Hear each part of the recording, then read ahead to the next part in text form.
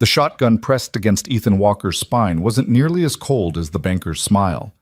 Sign the marriage certificate, Walker, or watch your ranch go to auction tomorrow morning. In the dusty Colorado church, Clara Whitmore stood frozen at the altar, the town's unwanted spinster about to become a rancher's unwilling bride. Neither knew that this forced union would ignite the most passionate love story the frontier had ever witnessed. Welcome to a tale where enemies become lovers, and a marriage of desperation transforms into destiny. I'm sharing this story from Denver, Colorado. Comment below where you're watching from, and let's see how far our story travels today. The morning of August 15, 1881, dawned with an oppressive heat that seemed to press down on the small town of Silver Creek, Colorado. The air hung thick and still, as if nature itself held its breath for what was about to unfold in the weathered wooden church at the center of Main Street. Ethan Walker stood before the altar, his calloused hands clenched into fists at his sides. At 32, he cut an imposing figure, 6 feet 2 inches of lean muscle earned from years of working his ranch, with sun-weathered skin and eyes the color of winter storm clouds. Those eyes, which once held warmth and laughter, now blazed with barely contained fury as he stared at the cross hanging above the altar. "This is wrong," he muttered under his breath, his jaw clenched so tight his teeth ached. Behind him, Harold Morrison, the town's banker and self-appointed moral authority, cleared his throat.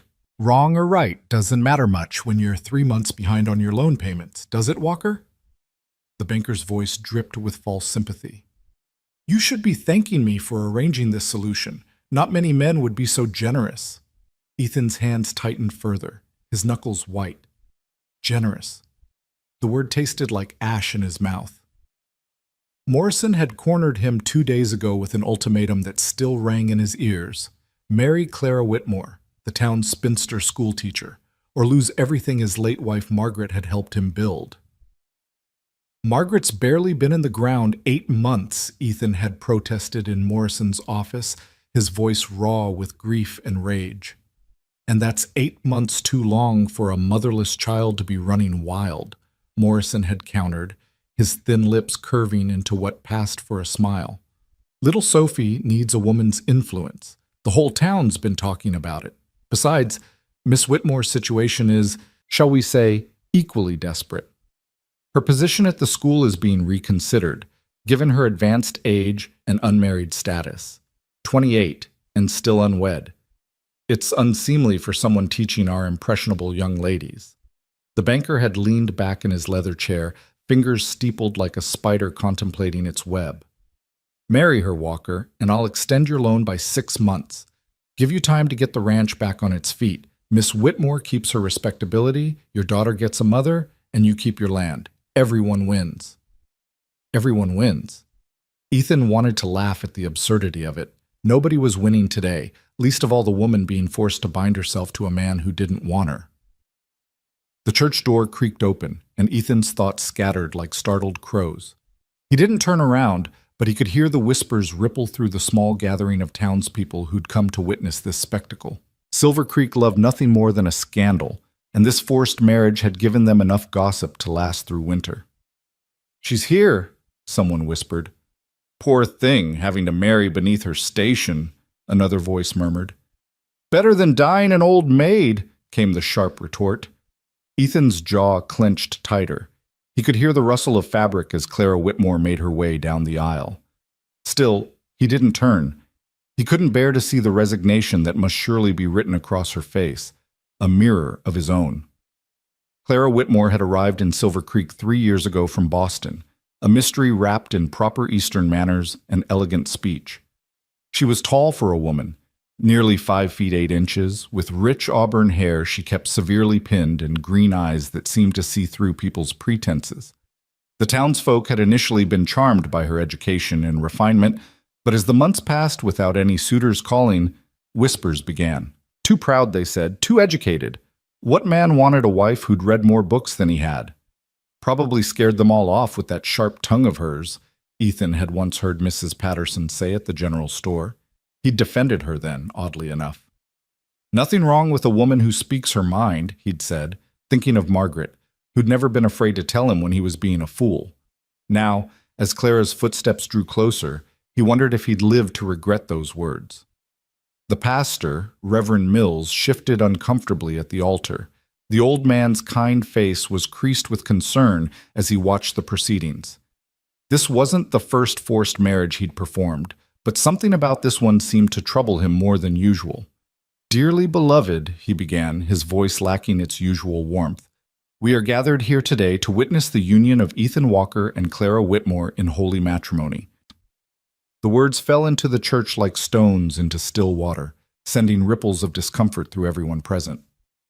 This was no joyous occasion. It was a business transaction dressed in white lace and hollow vows. Finally, Ethan turned to face his bride. Clara stood beside him in a simple gray dress. Not white, he noted with grim appreciation. At least she wasn't pretending this was something it wasn't. Her face was pale but composed, her chin lifted with a dignity that made something in his chest tighten unexpectedly. She didn't look at him, keeping her gaze fixed on some point past the pastor's shoulder. Up close, he could see the dark circles under her eyes, the slight tremor in her hands as she clutched a small bouquet of wildflowers, probably picked hastily from the roadside on her way here. She looked exactly like what she was, a woman backed into a corner with nowhere else to run. Just like him. "Miss Whitmore," Reverend Mills said gently, "do you come here of your own free will?" Clara's lips parted, and for a moment Ethan thought she might actually say no. The church held its collective breath. Then, in a voice steady as granite, she said, "I do." The lie hung in the air between them like smoke from a snuffed candle. "And you, Mr. Walker?" Ethan's throat felt like he'd swallowed sand. "I do." Another lie. They were building their marriage on a foundation of falsehoods, and everyone knew it. As Reverend Mills continued with the ceremony, Ethan found himself studying Clara from the corner of his eye. She was handsome rather than pretty, with strong features that would age well. Her hands, he noticed, bore small scars and calluses. Not the soft, pampered hands he'd expected from a Boston lady. There was a story there, he realized, one he'd never bothered to learn. "The rings?" Reverend Mills prompted. Ethan fumbled in his pocket for the simple gold band he'd bought that morning, the cheapest Henderson's general store had to offer. It was nothing like the ring he'd given Margaret, which he'd saved for months to afford. This one was thin, plain, and would probably turn Clara's finger green within a week. Clara had no ring for him. Of course she didn't. She'd probably been informed of this marriage at the same time he had, 2 days ago, with no time to prepare, no time to run. As he slipped the ring onto her finger, their hands touched for the first time. Hers were ice cold despite the heat of the day. She flinched at the contact so slightly that only he noticed, but it was enough to make his stomach turn with self-loathing. What kind of man had he become, forcing a woman to marry him? "You may kiss the bride," Reverend Mills said, though he looked as though he'd rather be anywhere else. Ethan turned to Clara, meeting her eyes for the first time. They were green, yes, but not the simple green he'd thought. They were the color of sage in the morning light, flecked with gold and rimmed with darker forest green. And in them he saw not fear or sadness, but something that surprised him: defiance. She lifted her chin slightly, as if daring him to kiss her, to seal this farce with an intimacy neither of them wanted. He leaned in, meaning to brush his lips against her cheek, the minimum required to satisfy the ceremony. But at the last moment she turned her head, and his lips grazed the corner of her mouth instead. The contact was brief, barely a whisper of touch, but it sent an unexpected jolt through him like lightning striking dry prairie grass. Clara pulled back immediately, her cheeks flushing pink. "It's done then," she said, her voice low enough that only he could hear. "We're bound." Bound, like prisoners, like animals in a trap.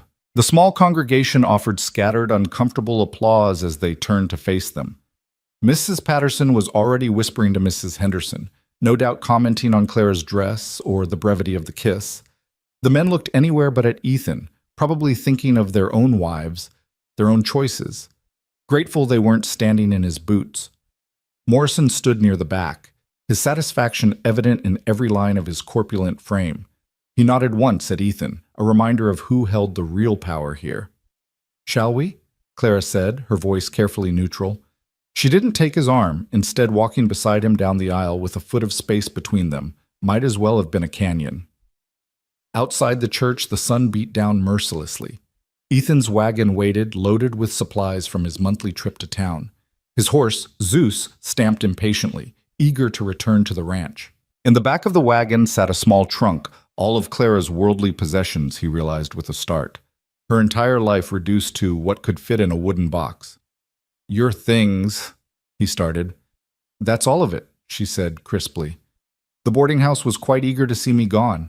Apparently having an unwed female teacher as a tenant was becoming problematic for their reputation." The bitterness in her voice was sharp enough to cut. Ethan helped her up onto the wagon seat. She accepted his hand reluctantly, dropping it the moment she was settled. As he walked around to the other side, he caught sight of a small figure peering out from behind the general store. Sophie, his daughter, 6 years old and all knees and elbows, with Margaret's corn silk hair and his gray eyes. She'd refused to come to the ceremony, had thrown such a tantrum that he'd left her with Mrs. Henderson rather than force her. Now she watched them with eyes full of betrayal and confusion. "Papa?" she called out, her voice small and uncertain. "Sophie, come here," he said, trying to keep his voice gentle despite the turmoil in his chest. She shook her head violently, blonde braids whipping around her face. "No, she's not my mama. My mama's in heaven and she's coming back. She promised she'd never leave me." Clara stiffened beside him but said nothing. "Sophie, please." But his daughter had already turned and run, disappearing behind the buildings. Mrs. Henderson emerged a moment later, shaking her head. "I'll keep her for another hour or two, give you time to settle things at home." Settle things. As if anything about this situation could be settled. The ride to the ranch was silent except for the creak of wagon wheels and the occasional snort from Zeus. Clara sat ramrod straight beside him, her hands folded in her lap, gripping each other so tightly her knuckles were white. The wedding ring caught the sunlight, looking as out of place on her finger as she looked sitting beside him. The Double W Ranch, named for Walker and his late wife's maiden name, Williams, sat 15 miles outside of Silver Creek, nestled in a valley between two ridges that provided shelter from the worst of the winter winds. It wasn't the largest ranch in the county, but it had good water rights and prime grazing land. Or it had been prime before the drought last summer killed half his cattle and left him drowning in debt. As they crested the final hill, the ranch spread out before them. The main house was modest but sturdy, built from local timber with a stone foundation. Margaret had insisted on the wraparound porch, saying a home needed a place to watch sunsets and welcome visitors. Now the porch looked empty, forlorn, like it was waiting for someone who would never come home. "It's beautiful," Clara said quietly, surprising him. He glanced at her. "It needs work. Haven't had time for repairs since—" He stopped, unwilling to finish the sentence. "Since your wife died," Clara completed for him, her tone matter-of-fact rather than sympathetic. Mr. Morrison explained the situation quite thoroughly. Your wife's death, your debts, your need for someone to care for your daughter. He made it clear that this arrangement benefits us both. "And does it?" The question came out harsher than he intended. "Benefit you?" Clara turned to look at him fully for the first time since the ceremony. "I suppose that depends on your definition of benefit, Mr. Walker.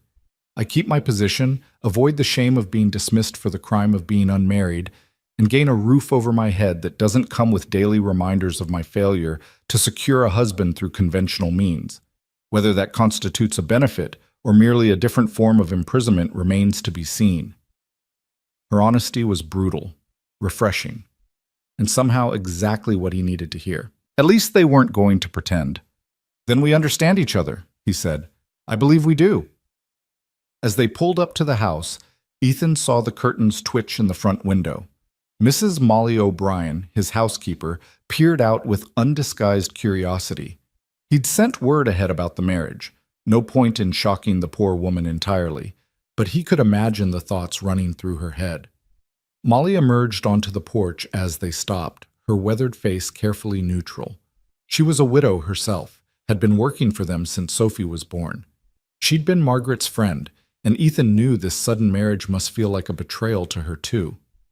"Mr. Walker," she said, nodding. Then to Clara, "Mrs. Walker." Clara flinched at the title but recovered quickly. "Please, call me Clara. I suspect we'll be working closely together, and formality seems unnecessary." Molly's eyebrows rose slightly. "If you wish, ma'am." The ma'am was pointed, a subtle reminder of boundaries. Clara, to her credit, didn't react. Ethan helped Clara down from the wagon, again noting how she pulled away from his touch as soon as possible. Molly, would you show Clara to her room? Her room? Molly looked confused. But I prepared the master bedroom. The spare room, Ethan said firmly. The one at the end of the hall. Understanding dawned in Molly's eyes, followed by something that might have been pity. Of course, Mr. Walker. This way, ma'am. Clara followed Molly into the house, leaving Ethan alone with his thoughts and the bitter taste of his new reality. He unhitched Zeus, his movements automatic after years of practice, trying not to think about how different this homecoming was from what he'd imagined. When he'd married Margaret, they'd barely made it through the front door before he'd swept her into his arms, both of them laughing as he carried her over the threshold. They'd been young, in love, full of dreams about the life they'd build together. Now those dreams were buried with her in the cemetery on the hill, and he was left with this hollow substitute. Inside, the house felt different already. Clara's presence, though she'd only been there minutes, seemed to change the very air. He could hear Molly's voice from upstairs, explaining the household routines, and Clara's quiet responses. Professional, distant, proper, everything this marriage would be. The spare room Molly was showing Clara had been meant for the additional children he and Margaret had planned. They'd talked about filling the house with laughter, maybe 3 or 4 little ones running through the halls. Margaret had even started a quilt for the next baby, soft yellow and white squares that now lay forgotten in a trunk in the attic. Papa? He turned to find Sophie standing in the doorway, her face streaked with tears and dirt. Mrs. Henderson stood behind her, looking apologetic. She insisted on coming home, Mrs. Henderson explained. Wouldn't settle. Thank you for trying, Ethan said, his heart breaking at the sight of his daughter's distress. After Mrs. Henderson left, Sophie flew into his arms, her small body shaking with sobs. Why, Papa, why did you bring her here? This is Mama's house. Sophie, sweetheart, no. She pulled back, her gray eyes flashing with anger that looked disturbingly adult on her young face. You promised we'd be okay, just the 2 of us. You lied.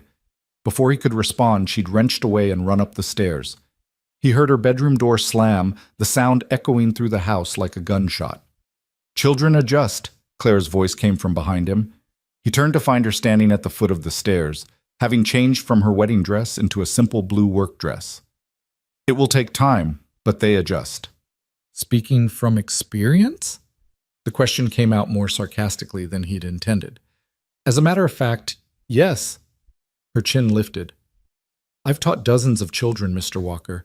I've seen them weather far worse storms than a new stepmother. You're not her mother. The words were cruel, meant to wound, and he saw them hit their mark. Clara's composure cracked for just a moment, a flash of pain crossing her features before she rebuilt her walls. No, she agreed quietly. I'm not, and I won't pretend to be. But I am here, and I am now your wife, whether either of us likes it or not. We can make this situation bearable, or we can make it a misery. The choice is yours. She turned and walked into the kitchen, her back straight, leaving him standing alone in the hallway of his own home, feeling like a stranger. Dinner that evening was a disaster. Molly had prepared a fine meal, roasted chicken with potatoes and green beans from the garden, but it might as well have been sawdust. Sophie refused to come down, despite Ethan's repeated calls. Clara sat at Margaret's place at the table, though she'd tried to take a different chair before Molly had firmly directed her to the foot of the table opposite Ethan. It's your place now, Molly had said, though her tone suggested she didn't entirely approve. They ate in silence, the clink of silverware against plates unnaturally loud. Clara cut her food into precise, small pieces, chewing each bite thoroughly. Her manners were impeccable, her posture perfect. Everything about her screamed refinement and education, so different from Margaret's easy, natural grace. The chicken is excellent, Mrs. O'Brien, Clara finally said. Thank you, ma'am. More silence. I understand you have a library, Clara ventured, looking at Ethan. He nearly choked on his potato. A library? Mr. Morrison mentioned you had books. I thought perhaps a few shelves in the study, nothing fancy. He didn't mention that most of them had been Margaret's. that he hadn't been able to bring himself to even enter the study since her death. I see. Would you mind if I do whatever you want? The words came out harsh, dismissive. He saw her flinch slightly, saw Molly's disapproving look, but he couldn't seem to stop himself. This is your home now, after all. Clara set down her fork carefully. Mr. Walker, I understand this situation is not what either of us would have chosen, but taking your anger out on me serves no purpose. I didn't force you to marry me any more than you forced me. We are both victims of circumstance, and I would appreciate it if you could remember that. Her words were calm, measured, but there was steel beneath them. Ethan felt properly chastised, like a schoolboy caught pulling pigtails. You're right, he admitted grudgingly. My apologies. She nodded, picking up her fork again. Perhaps we should establish some ground rules for coexistence, such as we maintain separate rooms, as you've already arranged. We present a united front in public for appearance's sake. In private, we need not pretend affection we don't feel. I will fulfill the duties of running the household and caring for Sophie, should she allow it. You continue running the ranch. We stay out of each other's way as much as possible. It sounded cold, clinical, like a business contract, which Ethan supposed was exactly what their marriage was. And Sophie? I won't force myself on her. Children can't be rushed in matters of the heart. But I will be here, consistently, patiently, until she's ready to accept my presence. That could take a very long time. Then it takes a very long time. Clara met his gaze steadily. I'm not going anywhere, Mr. Walker. This marriage may be a prison for both of us, but I intend to make the best of it. I've survived worse situations with my dignity intact. I'll survive this too. There was something in her tone, a hint of past pain that made him wonder what those worse situations had been. But before he could ask, not that he would have, Sophie's voice rang out from upstairs. Papa, Papa, I need you. He was up and moving before the second call, taking the stairs two at a time. Sophie's door was still closed, but he could hear her crying inside. Sophie, sweetheart, what's wrong? I had a bad dream. About Mama. His heart clenched. The nightmares had been frequent in the months after Margaret's death, but they'd been getting better. Until today. Can I come in? Only you, not her. He entered to find Sophie huddled in her bed, her favorite doll, one Margaret had made for her, clutched to her chest. Her face was red and blotchy from crying. Tell me about the dream, he said, sitting on the edge of her bed. Mama was trying to come home, but she couldn't find the house because everything was different, because she was here. The venom in that last word was painful to hear from such a young child. Sophie, your mama isn't coming back. We've talked about this. But why did you have to bring someone else? Why couldn't it just be us? How could he explain to a 6-year-old about mortgages and debts, about the crushing weight of trying to hold everything together alone? How could he tell her that some nights he stood in the barn and screamed into the darkness because the grief was eating him alive? That he'd married Clara not just to save the ranch, but because Morrison was right. He was failing Sophie, failing to be both mother and father, failing to keep his promise to Margaret to take care of their little girl. Sometimes adults have to make hard choices, he said finally. This was one of them. I hate her, Sophie whispered. You don't even know her. I don't want to know her. Ethan sighed, pulling Sophie into his arms. She came willingly, burying her face in his shirt. I'm not asking you to love her, Sophie. I'm just asking you to be polite. Can you do that? For me? Sophie was quiet for a long moment. Will you make her go away if I'm good? Sophie, will you? We'll see, he said, hating himself for the half-truth. Now, try to get some sleep.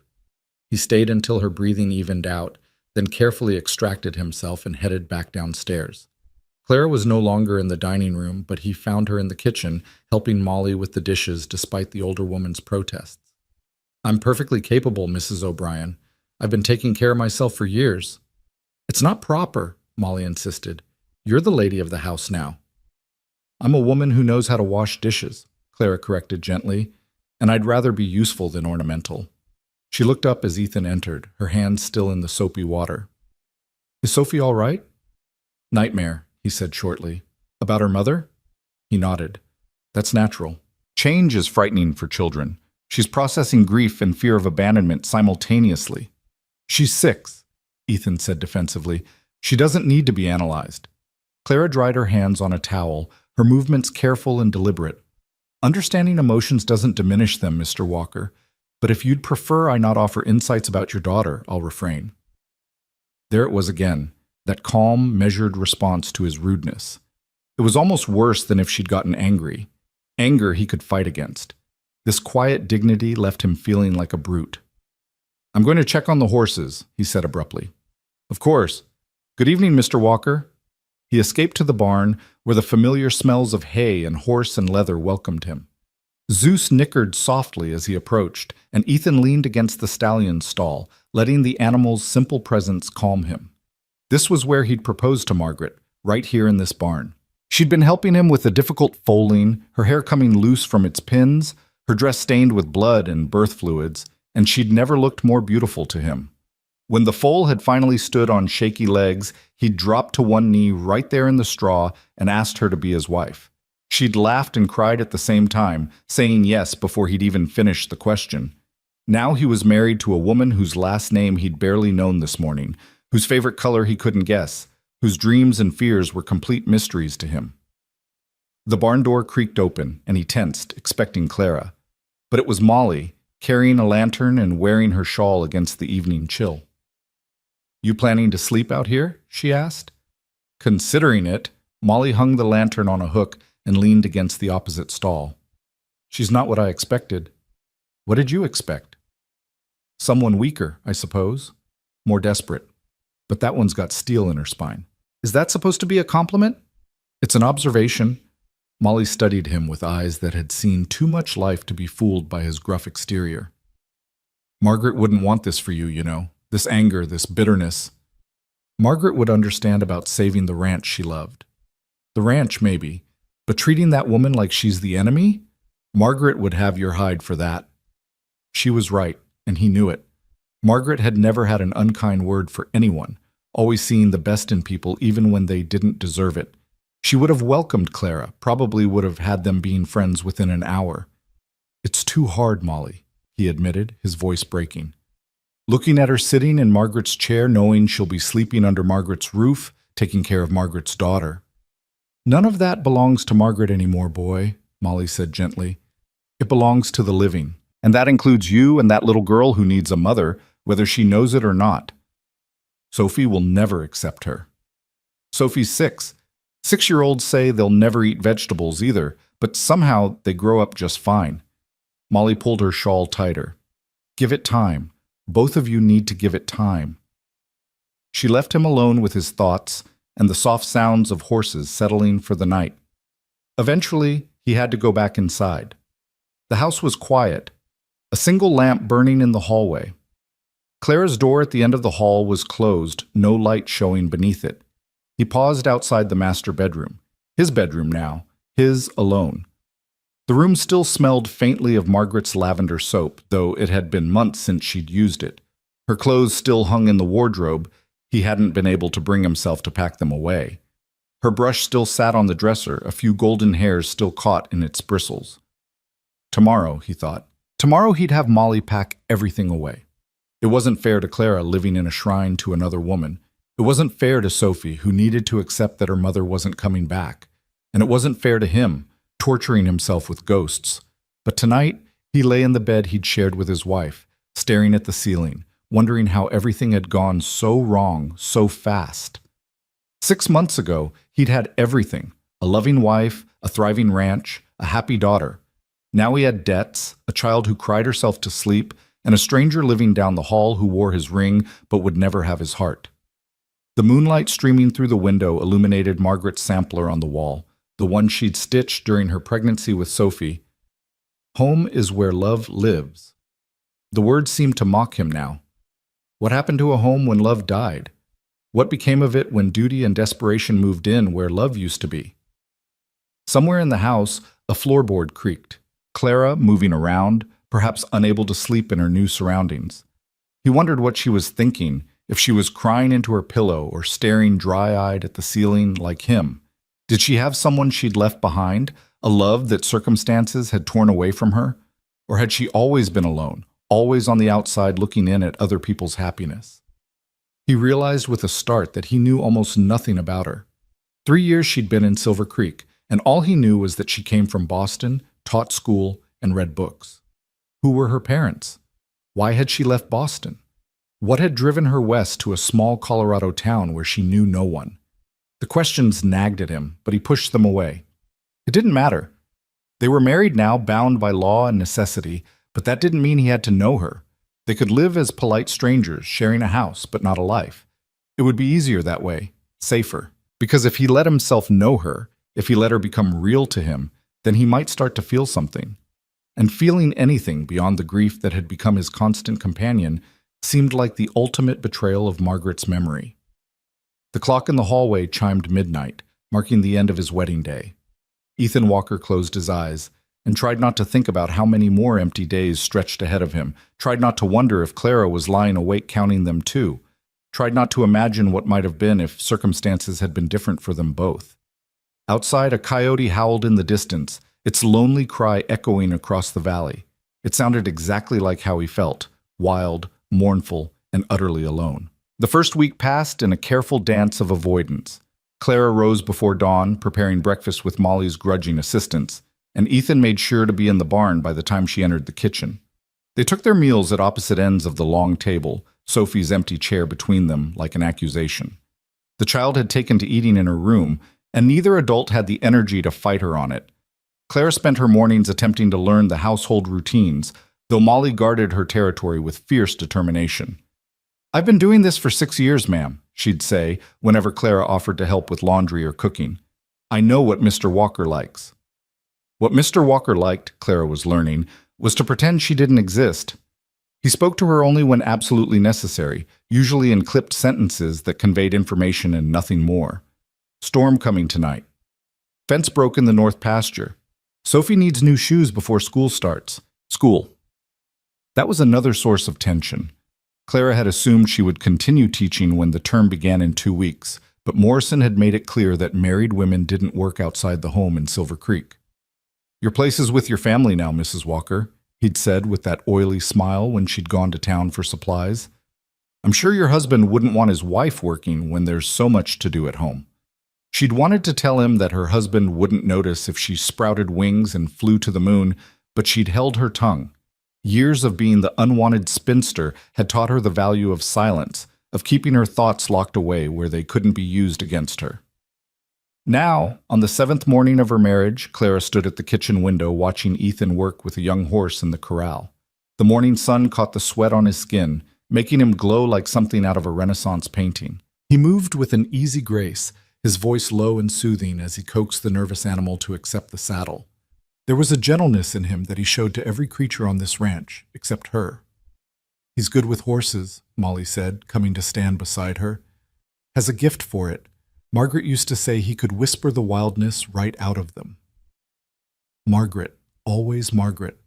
The ghost that haunted every room, every conversation. Clara had found evidence of her predecessor everywhere. A forgotten hairpin under the bureau, recipes written in a flowing hand tucked into the cookbook, a half-finished letter to a cousin in Texas, still sitting in the desk drawer. The whole house was a monument to a dead woman's memory. "She was beautiful, wasn't she?" Clara said, not really asking. She'd seen the photograph on the mantel, the delicate features and laughing eyes captured forever in sepia tones. "Inside and out," Molly confirmed. "Never knew her to say an unkind word about anyone. She had a way of making everyone feel special, like they were the most important person in the world when she talked to them. Everything Clara wasn't. She was too tall, too sharp-tongued, too educated, too Eastern.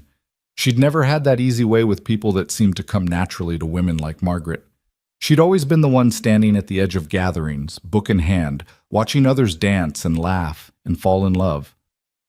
"You're not trying to be her, are you?" Molly asked, and there was something almost kind in her voice. "How could I? I don't even know who I'm supposed to be here. Not a wife, certainly, not a mother. I'm a placeholder, Mrs. O'Brien. A warm body to satisfy the bank and the town gossips." Molly was quiet for a moment, then said, "You know, when Margaret first came here, She didn't know how to do anything. Couldn't cook, couldn't sew, couldn't tell a chicken from a rooster. She'd grown up in town. Her father was a shopkeeper. First time she tried to milk a cow, she got kicked so hard she had a bruise for 3 weeks. Clara turned to look at the older woman, surprised. The perfect Margaret had been imperfect once? My point is, Molly continued, everyone has to start somewhere. Even saints were sinners once. Before Clara could respond, Sophie burst through the back door, her face streaked with tears and dirt. Papa's horse threw him. He's hurt. Clara's heart stopped. She was running before she consciously decided to move, following Sophie's frantic figure toward the corral. She could see a crowd gathering, the ranch hands who'd been working nearby, all clustered around something on the ground. Ethan was sitting up when she reached him, blood streaming from a gash above his left eye. His shirt was torn, and she could see scrapes along his ribs where he'd hit the ground. I'm fine, he was saying to Tom, his foreman. Just got careless. You're bleeding, Clara said, dropping to her knees beside him without thinking. She pulled her handkerchief from her pocket, pressing it against the cut. And you might have a concussion. Can you see straight? How many fingers am I holding up?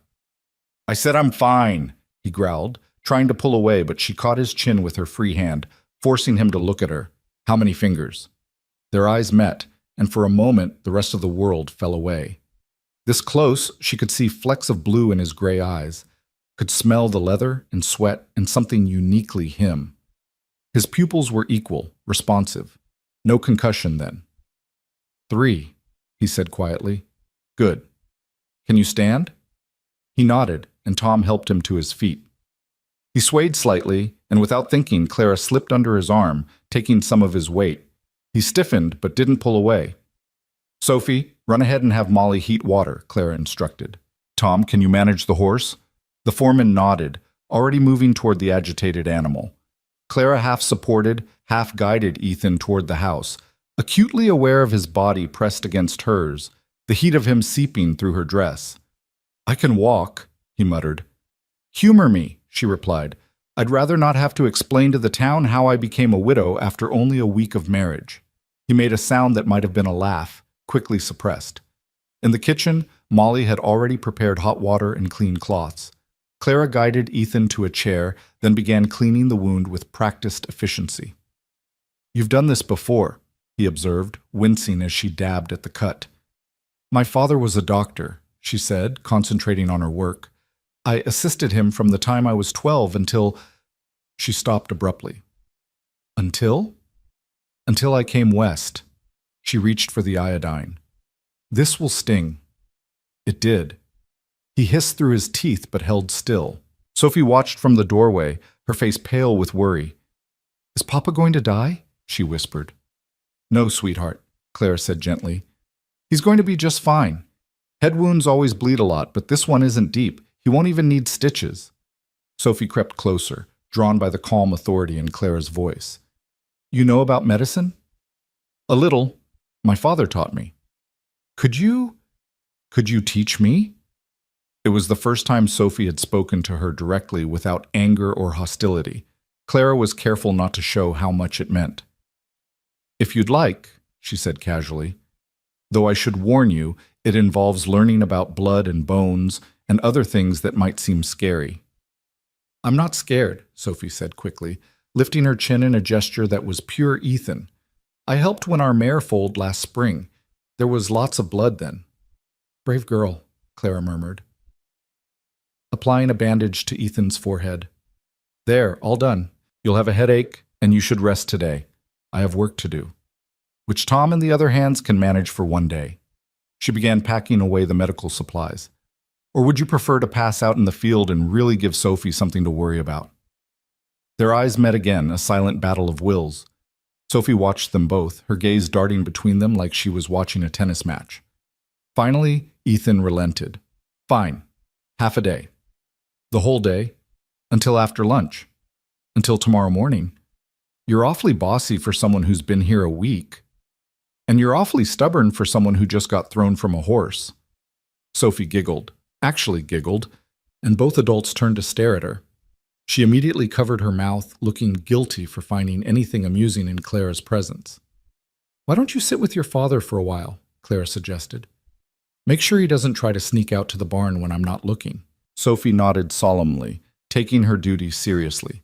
She pulled a chair close to Ethan's, her small hand reaching out to touch his arm, as if reassuring herself he was really okay. Clara busied herself at the stove, giving them space but listening to their quiet conversation. Sophie was telling him about a bird's nest she'd found, her voice animated in a way Clara hadn't heard before.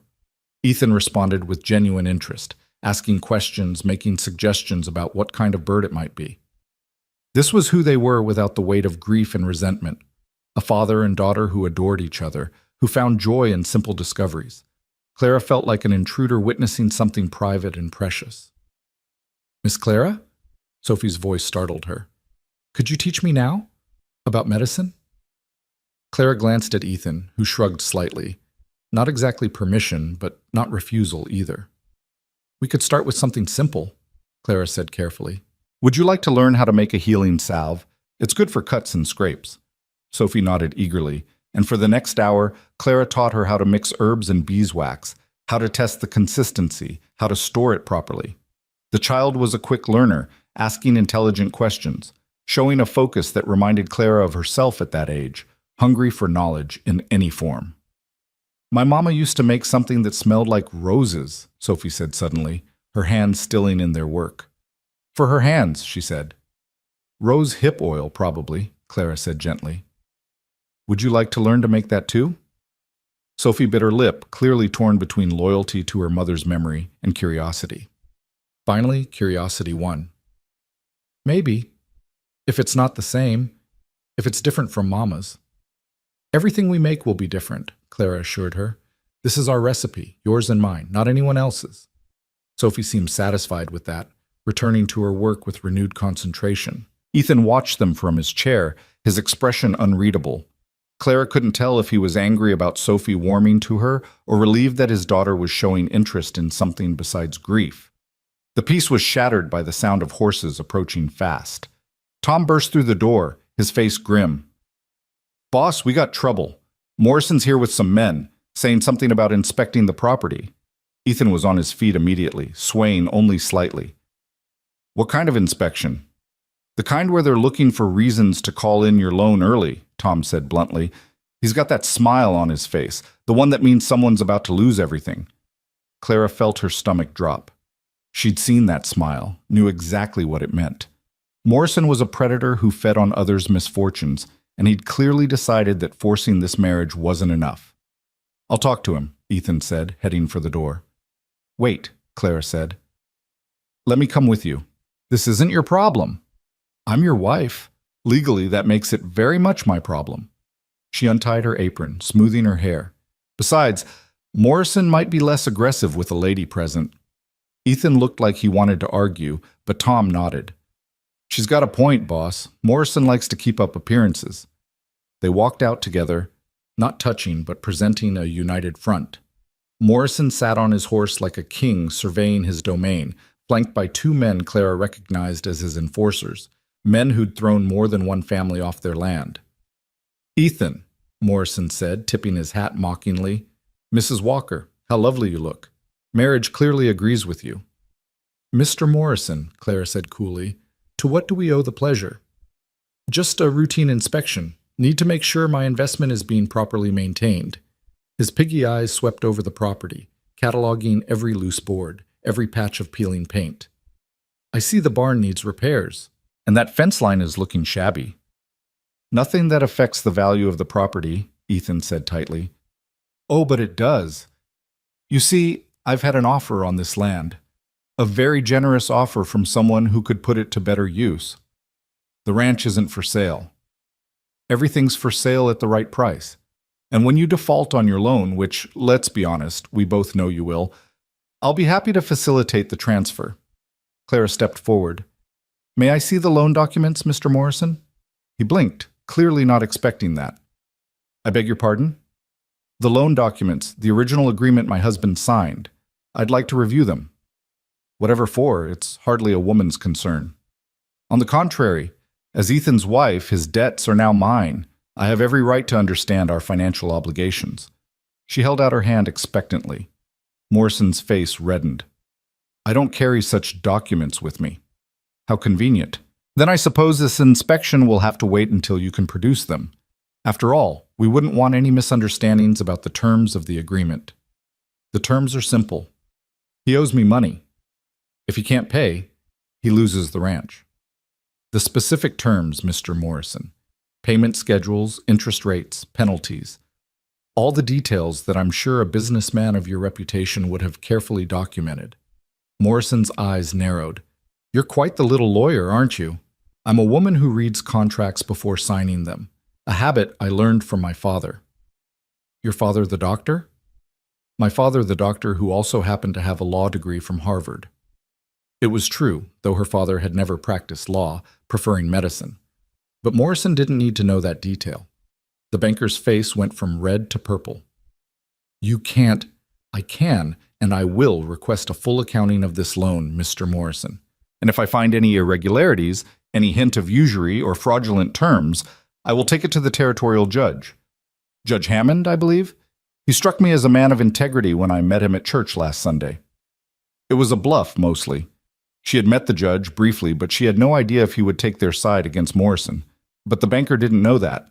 Morrison yanked his horse's reins hard enough to make the animal dance nervously. You've got 6 months, Walker. 6 months to pay in full, or this ranch is mine. He glared at Clara.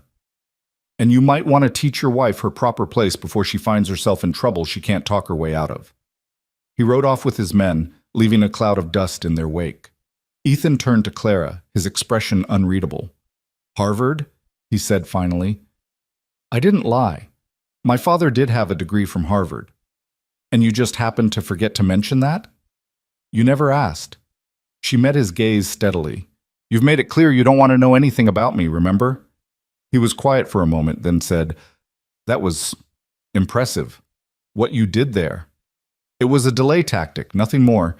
He'll be back and he'll be angrier. Still, you didn't have to do that. This isn't your fight. Yes, it is. She gestured to the ranch around them. This is my home now, whether either of us likes it or not. If Morrison takes this ranch, I lose too. Sophie loses. We all lose. So it's about self-preservation. Partly.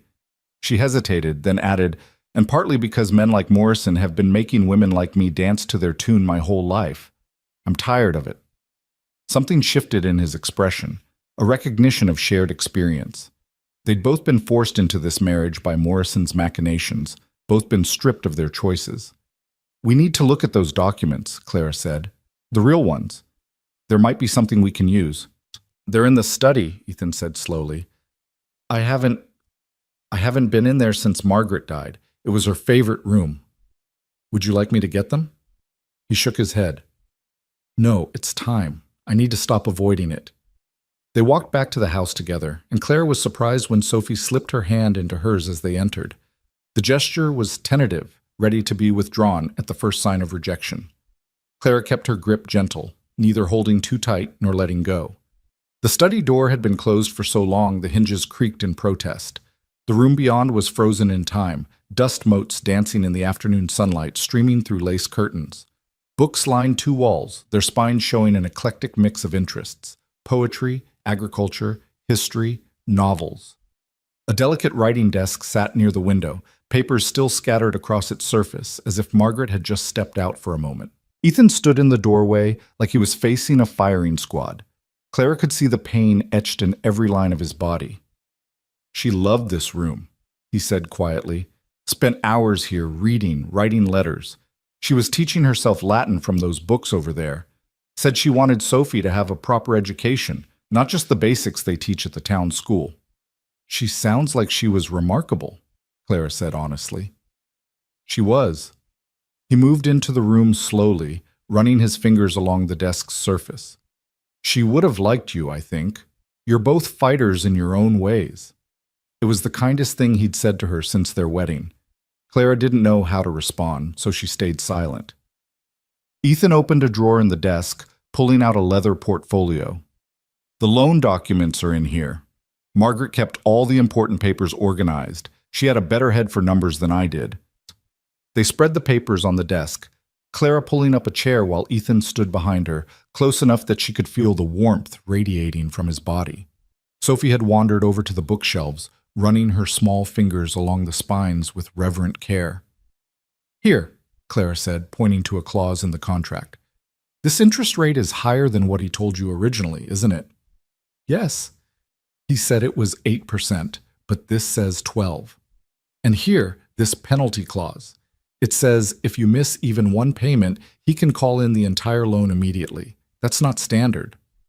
"I didn't read it carefully," Ethan admitted. "Margaret was sick, dying, and I just needed money for the doctor, for medicine. I would have signed anything." Clara heard the guilt in his voice, the self-recrimination. "He took advantage of your desperation. That's what men like Morrison do." She continued reading, her finger tracking along the lines of text. There was something here, something not quite right about the language, the terms. Her father had taught her to read contracts, had shown her how unscrupulous men hid their tricks in legal language. "Wait," she said suddenly. "This date. When did you sign this?" "March 15th. "But this is dated March 20th. And look, the interest rate calculation starts from March 1st, not the date of signing." Ethan leaned closer, his breath stirring her hair. "He's been charging me interest for weeks before I even got the money?" "Not just that. If the date is wrong, the whole contract might be void, or at least questionable enough to take to a judge." She turned to look at him, not realizing how close he was. Their faces were inches apart, close enough that she could see the gold flecks in his gray eyes, could count his eyelashes. For a moment, neither moved. The air between them seemed to crackle with sudden awareness. Clara's heart thundered in her chest, and she saw Ethan's eyes drop to her lips for just an instant before he pulled back, clearing his throat. "We should take this to a lawyer," he said, his voice rougher than usual. "Do you know one you trust?" "There's a man in Denver, Samuel Fletcher. He helped my neighbor with a land dispute last year. Denver's a day's ride each way." "I'll leave tomorrow." "We'll leave tomorrow," Clara corrected. "This affects both of us.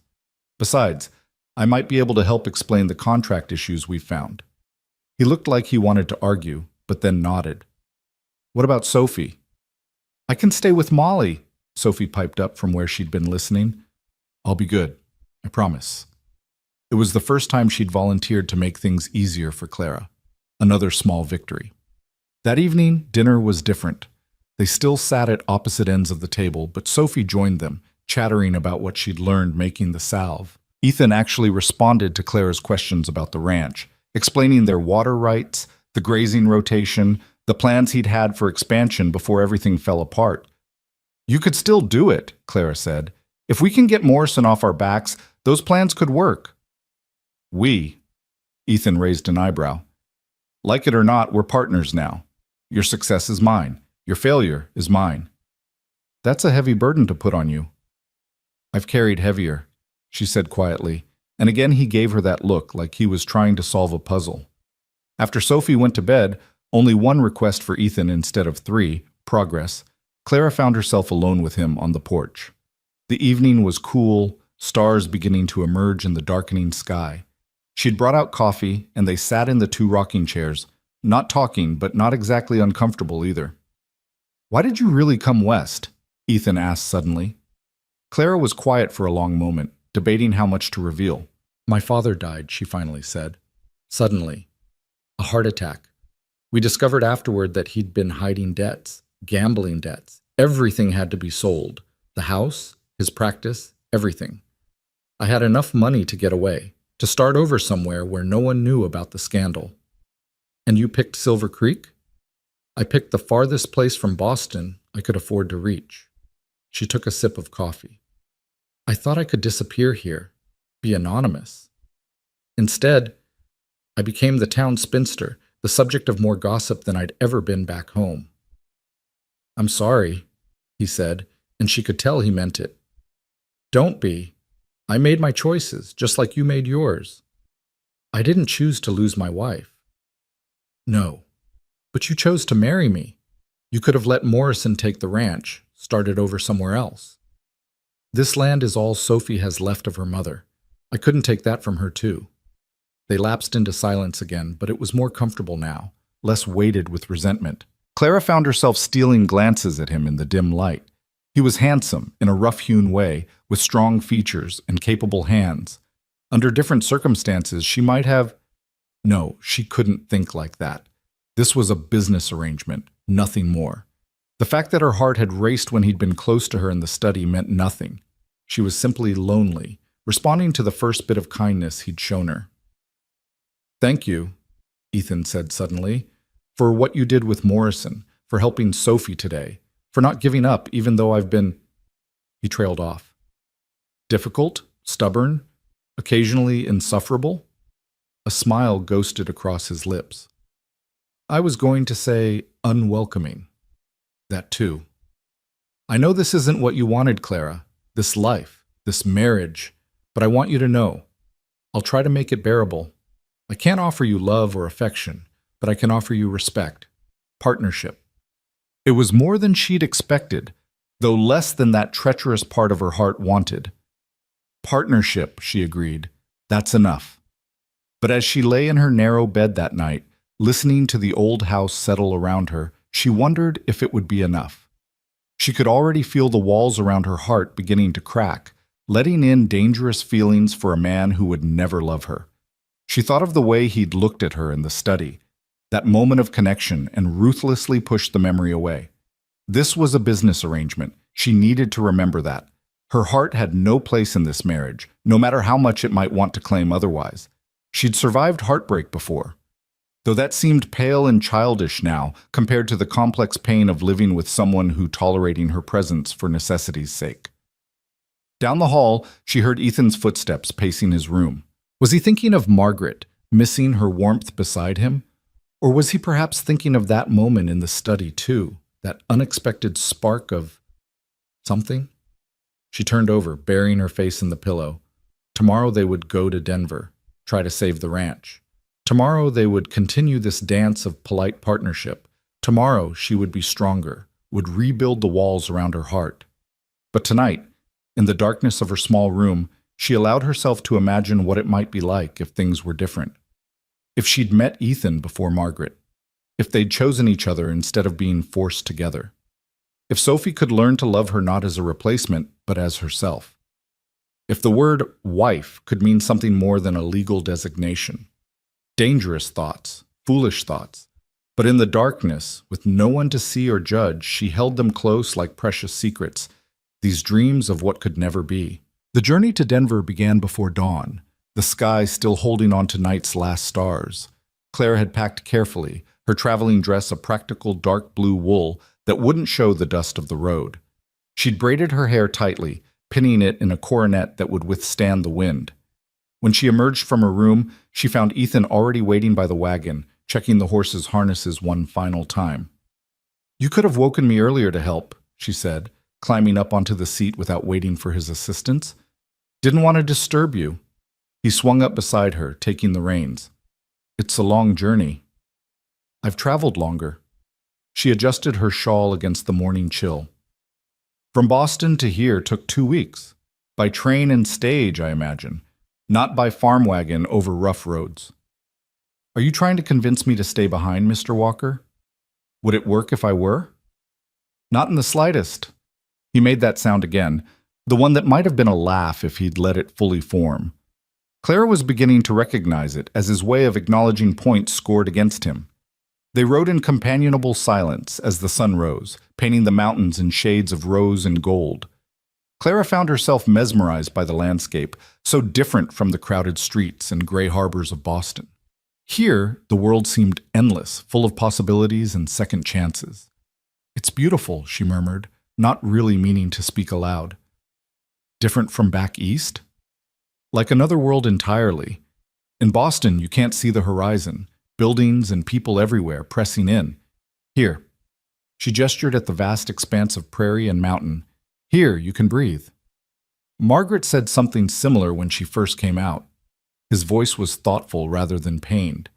Said the space made her feel small but free at the same time. That's exactly it. Clara glanced at him. Where was she from originally? St. Louis. Her father ran a dry goods store there, but he had dreams of cattle ranching. Brought the whole family out when Margaret was 16. She used to joke that he dragged them to the edge of the world. But she loved it? Eventually. Took some adjusting. The first winter nearly broke her. She'd never seen snow like we get here. But by spring, she said she couldn't imagine living anywhere else. It was the most he'd spoken about Margaret, without that edge of grief making his voice sharp. Clara treasured the small confidence, filing it away with the other pieces of information she'd been gathering about this complex man beside her. Around midday, they stopped to rest the horses and eat the lunch Molly had packed. Clara spread a blanket under a stand of cottonwoods near a small creek, the sound of water a pleasant accompaniment to their meal. Ethan seemed more relaxed away from the ranch, as if the distance from memories allowed him to breathe easier. "Tell me about this lawyer," Clara said, cutting slices from a loaf of bread. "Can we trust him?" "Sam Fletcher's honest as they come. We served together briefly during the war." "You were in the war?" She hadn't known this about him. 3 years, cavalry. He accepted the bread and cheese she offered. "Longest 3 years of my life. Sam saved my life at Chancellorsville. Figure that makes him trustworthy enough." "How did he save your life?" Ethan was quiet for a moment, his gaze distant. "I took a bullet in the shoulder, fell from my horse in the middle of a charge. Sam rode back for me, pulled me up onto his mount while under fire. Foolish thing to do. Could have gotten us both killed. But that was Sam, always doing the right thing even when it was the stupid thing." "Sounds like someone else I know," Clara said quietly. "Marrying a stranger to save his ranch and protect his daughter isn't exactly the easy choice." "That's different. That's necessity." "Is it? You could have taken Sophie and started over somewhere else. Plenty of men would have. And plenty of women would have said no to Morrison's scheme." "True." She pulled her knees up, wrapping her arms around them, looking younger and more vulnerable than he'd ever seen her. "But I was so tired of fighting alone. At least this way, I'm fighting alongside someone, even if we're not fighting for each other." The honesty in her voice made something shift in his chest. "Clara, we should keep moving," she said quickly, already standing and shaking out the blanket. "We want to reach Denver before dark." He let her retreat, recognizing the defensive maneuver. He did the same thing when conversations veered too close to feelings he wasn't ready to examine. Denver sprawled before them as the sun began its descent, a city of ambition built on gold rush dreams and railway promises. The streets teemed with people, miners and merchants, painted ladies and proper wives, children darting between wagons and dogs barking at everything. "It's so loud," Clara said, and he heard the slight distress in her voice. "After the ranch, it's overwhelming," he agreed. "Sam's office is just 2 streets over. We can settle in the hotel first if you'd prefer." "No, let's see him while we can. I want to know where we stand." The law office of Fletcher and Associates occupied the second floor of a solid brick building. Sam himself answered their knock, his face breaking into a genuine smile when he saw Ethan. "Walker, good to see you, man." Then noticing Clara, "And this must be the new Mrs. Walker. I heard you'd remarried." "News travels even to Denver, apparently," Ethan said dryly. "Sam, this is Clara. Clara, Sam Fletcher." Sam was everything Ethan wasn't: polished, educated, comfortable in his city clothes and manners. He took Clara's hand with practiced gallantry, and Ethan felt an unexpected stab of something that couldn't possibly be jealousy. "A pleasure, Mrs. Walker. Please, come in. What brings you to Denver?" "Lee," Ethan said dryly. "Sam, this is Clara. Clara, Sam Fletcher." Sam was everything Ethan wasn't: polished, educated, comfortable in his city clothes and manners. He took Clara's hand with practiced gallantry, and Ethan felt an unexpected stab of something that couldn't possibly be jealousy. "A pleasure, Mrs. Walker. Please, come in. What brings you to Denver?" They settled in Sam's office, Clara producing the loan documents from her satchel. She explained their findings with clear precision, pointing out the discrepancies and questionable terms. Sam listened intently, occasionally asking for clarification, his expression growing more serious as she spoke. "This is definitely irregular," he said finally. "Morrison's been playing these games for years, but this might be the first time he's been careless enough to leave evidence. The date discrepancy alone could be grounds for challenging the entire agreement." "So we have a case?" Ethan asked. "You have the beginning of one. I'll need to do some research, check territorial law regarding usurious lending practices. But Claire's right. This contract has serious problems." "How long before we'd have an answer?" Claire asked. "Give me tonight to review everything thoroughly. Can you stay until tomorrow afternoon? Ethan glanced at Clara, who nodded. We'll be at the Imperial Hotel. Sam stood, shaking their hands again. This is good work, Clara. Have you studied law? Only what my father taught me. He believed women should understand contracts and legal matters, even if we can't practice law ourselves. A forward-thinking man. We could use more like him. Sam's smile was warm, appreciative, and Ethan found himself stepping slightly closer to Clara. We should go, he said abruptly. Find our rooms before full dark. Outside, Clara seemed energized by the meeting. He seems competent, and he clearly respects you. Sam's a good man, one of the few I trust completely. You don't trust easily, do you? Not anymore. The words came out harder than intended. The Imperial Hotel was modest but clean, and Ethan requested 2 rooms as expected, but the clerk shook his head apologetically. I'm sorry, sir, but we only have 1 room available. There's a cattlemen's convention in town, and we're nearly full. Clara's face remained carefully neutral, but Ethan saw her hands tighten on her reticule. We'll find another hotel, Ethan said. I'm afraid you'll find the same situation everywhere, sir. The whole city's booked. You're lucky we have even 1 room. They looked at each other, a silent conversation passing between them. Finally, Clara spoke. We'll take it. The room was small but pleasant, with a single bed, a washstand, and a chair by the window. They stood awkwardly in the doorway, neither wanting to be the first to enter. I'll sleep in the chair, Ethan said. Don't be ridiculous. You're too tall. You'll be in agony by morning. I'll take the chair. Clara, or we could be adults about this, she said, her cheeks pink but her chin lifted in that defiant way he was beginning to recognize. The bed is large enough. We can share it without anything improper happening.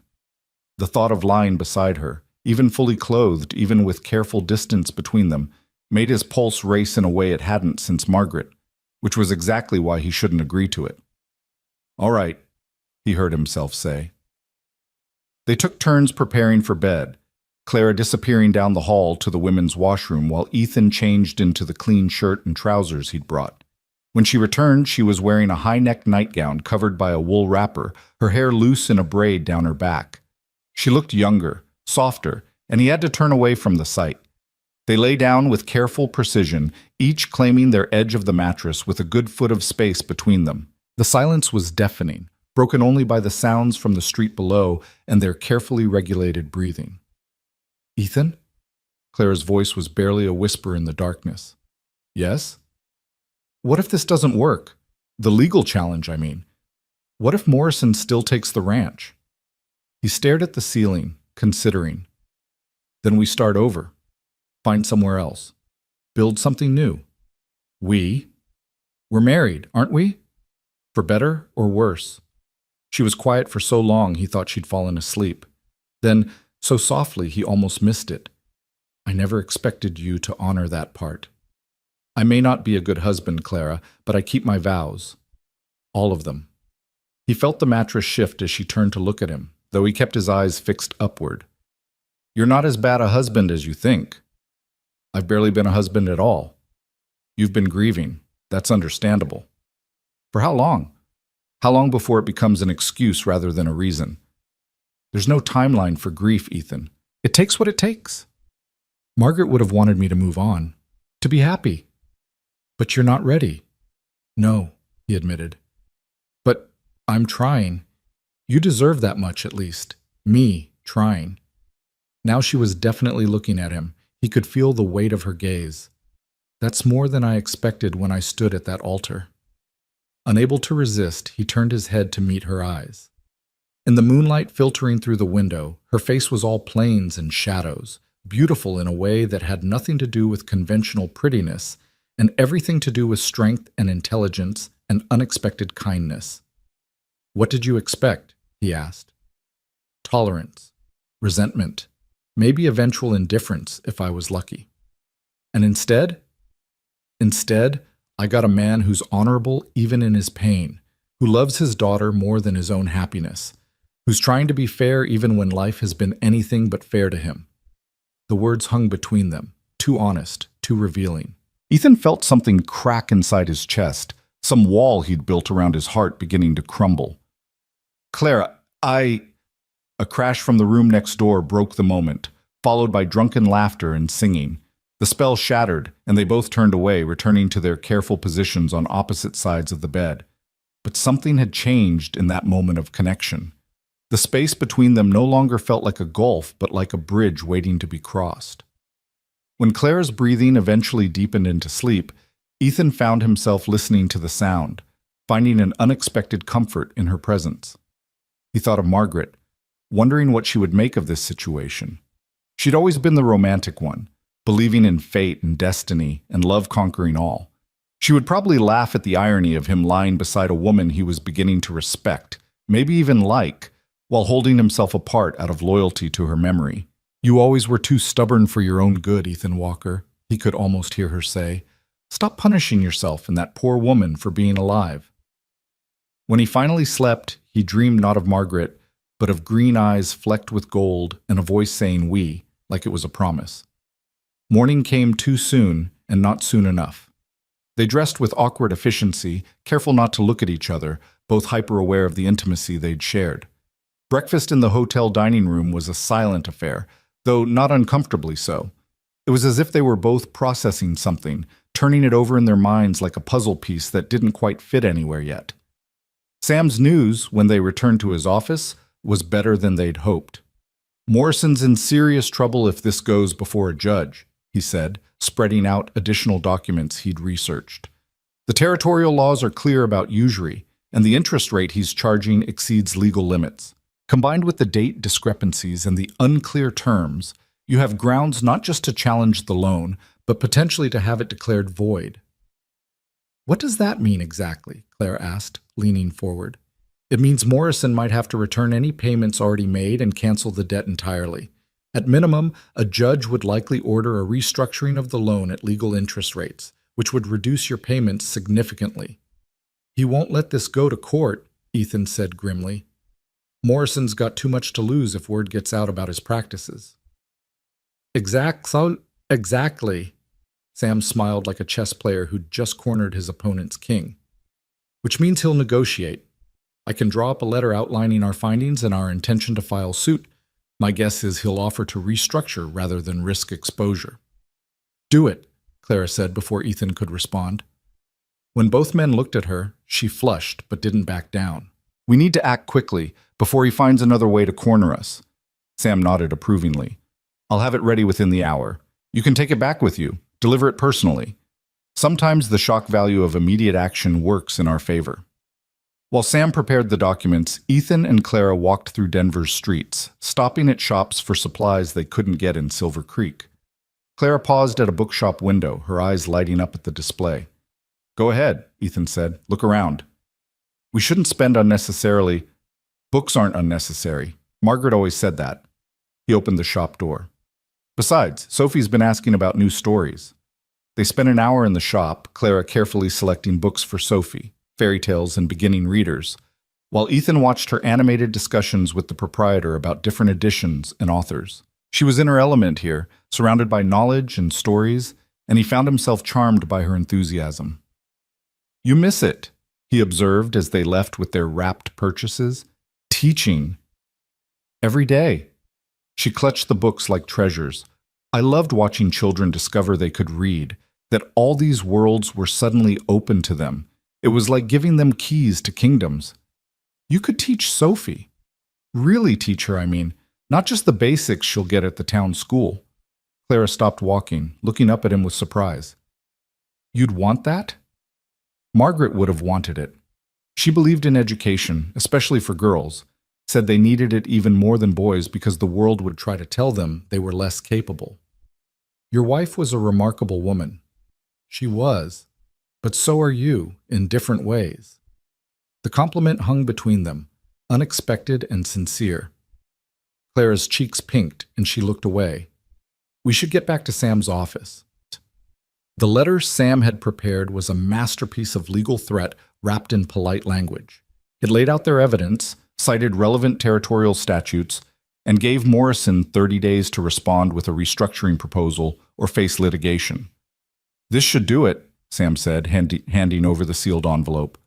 "But be careful, cornered rats bite." "Morrison's not a rat," Ethan said. He's a snake. Either way, watch your backs. The journey home was different from the ride out. They talked more freely, discussing strategies for the ranch, ideas for increasing revenue. Clara, it turned out, had been observing more than he'd realized during her weeks at the ranch. You have that section of land by the creek that's too rocky for cattle, she said. But it would be perfect for an orchard. Apples grow well at this altitude, and there's a growing market for them in the mining towns. That would take years to show profit. Yes, but it's a long-term investment.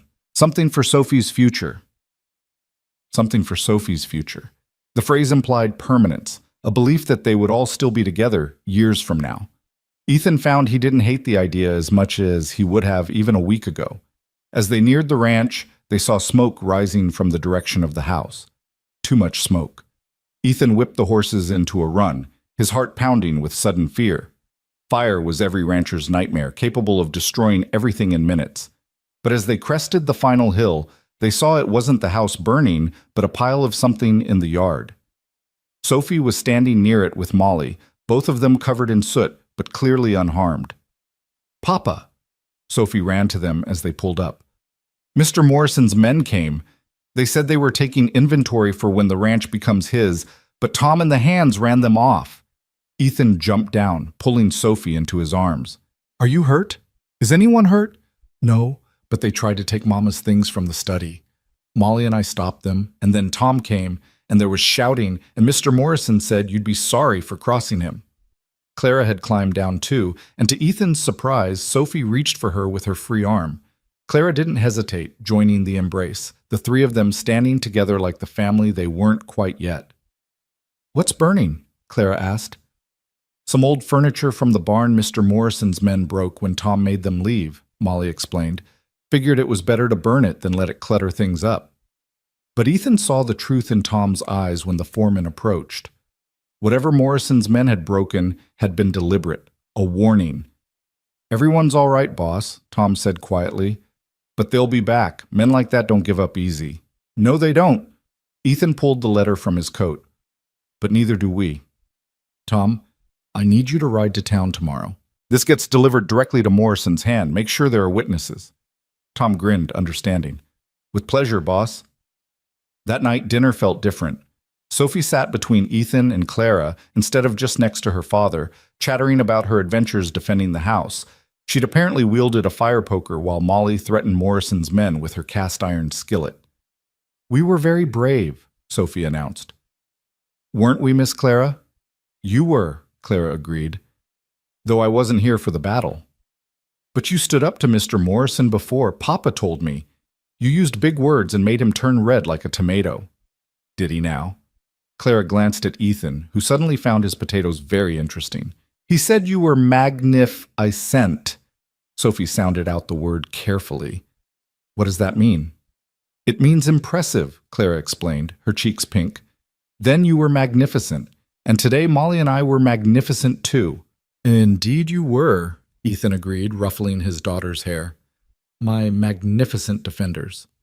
After Sophie went to bed, asking Clara to tuck her in alongside Ethan, another first, the adults sat on the porch in their customary chairs, but the space between them felt smaller somehow, charged with possibility. "Thank you," Ethan said, "for everything. The legal help, being kind to Sophie, not running when things got dangerous." "Where would I run to?" Clara asked, but her tone was gentle, almost teasing. "Anywhere safer than here. Safety's overrated." She pulled her shawl closer. "Besides, I meant what I said in Denver. We're in this together. Partners. Partners." She stood, pausing at the door. "Ethan, that night in Denver, when you said you keep all your vows, yes? I want you to know I do too. I may not have chosen this marriage, but I choose to honor it. Whatever comes." She went inside before he could respond, leaving him alone with the stars, and the growing realization that somewhere between I do and Denver, he'd begun to see her not as an obligation, but as possibility. Not Margaret, never Margaret, but Clara. Complex, intelligent, brave Clara, who stood up to bullies and taught his daughter about medicine and looked beautiful in moonlight. The thought terrified him. It felt like betrayal, like forgetting, like moving on. But it also felt like spring after a long winter, like the first green shoots pushing through frozen ground. Life insisting on itself despite loss, despite grief, despite the thousand reasons it shouldn't. In the house, he heard Clara moving around her room, preparing for bed. Soon, she'd be lying in that narrow bed, perhaps thinking of their shared night in Denver, perhaps wondering like he was what it meant that the space between them was shrinking with each passing day. Morrison would retaliate. The fight for the ranch was far from over. There would be more challenges, more dangers. But for the first time since Margaret's death, Ethan didn't feel like he was facing them alone. He had Clara now, unexpected, unsought, but increasingly essential Clara. We, she'd said, like it was the most natural thing in the world. And maybe, just maybe, it was starting to be. Morrison's response came 3 days later, delivered not by messenger but by the man himself, accompanied by Sheriff Bradley and 2 deputies. Ethan was mending fence in the north pasture when he saw the riders approaching, their dust cloud visible long before their faces. He whistled sharply, the signal that brought Tom and the other hands running. "Stay calm," he told his men. "No one draws unless they do." But it was Clara who met them at the house, standing on the porch with Sophie behind her, partially hidden by her skirts. She'd seen them coming from the window where she'd been teaching Sophie arithmetic, and something in their formation had warned her this wasn't a social call. "Mrs. Walker?" Morrison tipped his hat mockingly. "How charming you look today. Is your husband about?" "He's working, as honest men do," Clara replied evenly. "Perhaps I can help you?" "I doubt that very much." Morrison pulled a document from his coat. "This is a court summons. Seems there's been some question about damages to my property." "What damages?" Clara kept her voice steady, though her heart was racing. "My men report they were assaulted while conducting legal business on this ranch. One has a broken nose, another a cracked rib. I'm seeking compensation." "Your men were trespassing," Clara said, "and any injuries they sustained were the result of their own aggressive behavior." Sheriff Bradley shifted uncomfortably in his saddle. He was a decent man, Clara knew, but Morrison held his mortgage too. The whole town was caught in the banker's web one way or another. Ethan arrived then, Zeus lathered from the hard ride. He dismounted smoothly, positioning himself between Clara and Morrison. "What's this about?" Morrison repeated his claims, embellishing the story with each telling. According to him, his men had been peacefully documenting property when they were set upon by ranch hands wielding clubs and firearms. "That's a lie," Tom said, having just arrived. "They were trying to force their way into the house. Mrs. O'Brien hit one with a skillet when he grabbed Miss Sophie." "A violent household indeed," Morrison said smoothly. "I'm sure the judge will be interested to hear about the dangerous environment young Sophie is being raised in. Perhaps the child would be better off in more civilized care." The threat was clear. Clara felt Ethan tense beside her, saw his hand move toward his gun. She caught his wrist, squeezing gently. "Sheriff Bradley," she said, stepping forward. "You're a fair man. Will you take statements from all witnesses, not just Mr. Morrison's men?" The sheriff looked uncomfortable, but nodded. "That would be proper, ma'am." "Then please, come inside. Mrs. O'Brien can tell you exactly what happened." The next hour was tense, with Molly providing her account while Morrison's face grew progressively redder. The housekeeper was unshakable in her testimony, and even Morrison's attempts to twist her words failed. "The man put his hands on Miss Sophie," Molly stated firmly, "tried to carry her off when she wouldn't tell him where her papa kept his papers.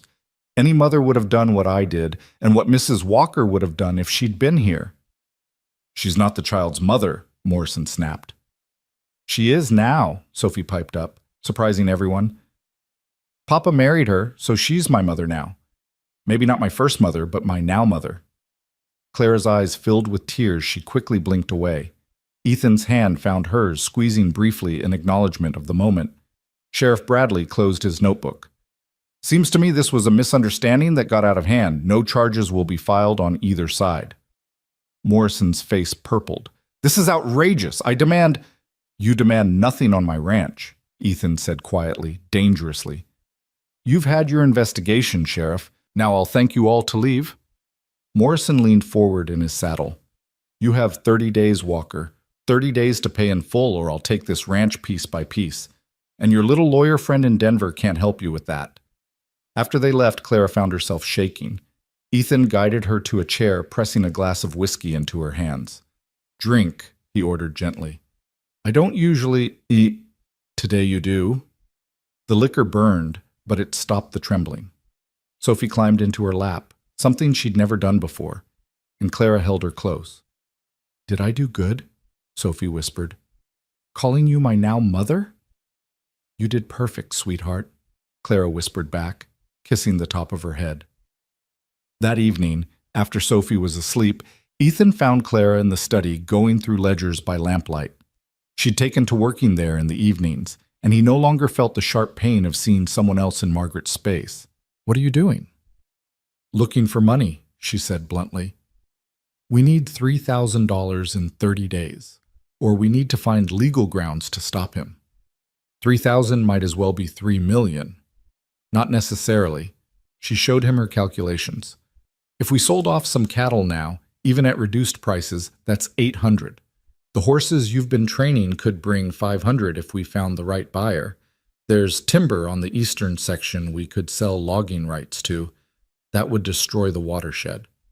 Not if we limit it, specify which trees. She rubbed her eyes tiredly. I've been corresponding with some contacts in Boston. There might be investors interested in Western ventures. You've been writing to Boston? He was surprised she hadn't mentioned it. My father's former partner. He's wealthy, always looking for investments. I thought maybe... She trailed off at his expression. You hate the idea. I hate being in debt to anyone else. Even to save the ranch? He was quiet for a long moment, then sat down across from her. Tell me about this partner. They worked until past midnight, exploring options, discarding most as impractical or too risky. Finally, Clara set down her pen. There is one other possibility, she said carefully. My aunt in Boston. She's wealthy, widowed, no children. She never approved of my coming west, said I was throwing my life away. But if I wrote to her, explained the situation, asked her to save your failure of a marriage, the bitterness in his voice stung. Is that what this is? A failure? Isn't it? You're trapped on a failing ranch with a man who can't... He stopped abruptly. Can't what? Can't be the husband you deserve, he finished quietly. Can't love you the way a husband should love his wife. The words hung between them, heavy with implication. Clara stood slowly, moving around the desk to where he sat. She knelt beside his chair, looking up at him with those green-gold eyes that seemed to see right through him. Ethan, I need you to listen to me. Really listen. She took his hand in both of hers. I didn't come to this marriage expecting love. I came expecting survival. But what I've found, it's more than I hoped for. You're grieving, and that's all right. I'm not asking you to stop loving Margaret. I'm not asking you to love me. I'm just asking you to stop punishing yourself for being alive. He looked down at their joined hands, her pale fingers intertwined with his sun-bronzed ones. Sometimes I forget she's gone, he admitted. I'll see something and think, wait until I tell Margaret, and then I remember. And then I feel guilty when I realize I've gone hours without thinking of her. That's not betrayal, that's healing. Is it? Because lately I've been... He stopped, unable to voice what he'd been feeling when he looked at Clara, when he heard her laugh with Sophie, when he lay awake thinking about their night in Denver. Been what? Noticing things. About you. The admission came out rough. The way you hum when you're cooking, how you bite your lip when you're concentrating, the way the sunlight catches in your hair when you're working in the garden. Clara's breath caught. Ethan, I don't know what to do with these feelings, Clara. They feel like betrayal, but they also feel like life, like waking up after a long sleep. She raised their joined hands to her lips, kissing his knuckles gently. There's no rush. We have time to figure this out. Do we? Morrison's giving us 30 days. Then we'll fight him. Together. That word again. Together. It was beginning to sound less like a business arrangement and more like a promise. The next morning brought unexpected hope in the form of Sam Fletcher himself, riding up with a grin that said he had good news. I've been digging into Morrison's past, he announced over coffee. Turns out our friend has been playing this game in 3 other territories. There are warrants in Kansas and Missouri for fraud. How does that help us? Ethan asked. Because if we can prove a pattern of fraudulent lending, we can petition the territorial governor for an investigation. Morrison would have to freeze all collections until it's resolved. Clara leaned forward eagerly. What would you need? Testimonies from other victims. Documentation of the fraudulent practices. Sam pulled out a list. These are names of people Morrison's forced off their land in the past 3 years. If even half of them will testify. They're scattered across the territory, Ethan pointed out. It would take weeks to track them all down. Then we'd better start now, Clara said, already standing. I'll take the northern settlements. Ethan, you go south. Tom can manage the ranch for a few days. You can't travel alone, it's too dangerous. Then send one of the hands with me. They argued about it for an hour before reaching a compromise. Clara would take the northern routes with Ben, the youngest and most trustworthy of the ranch hands.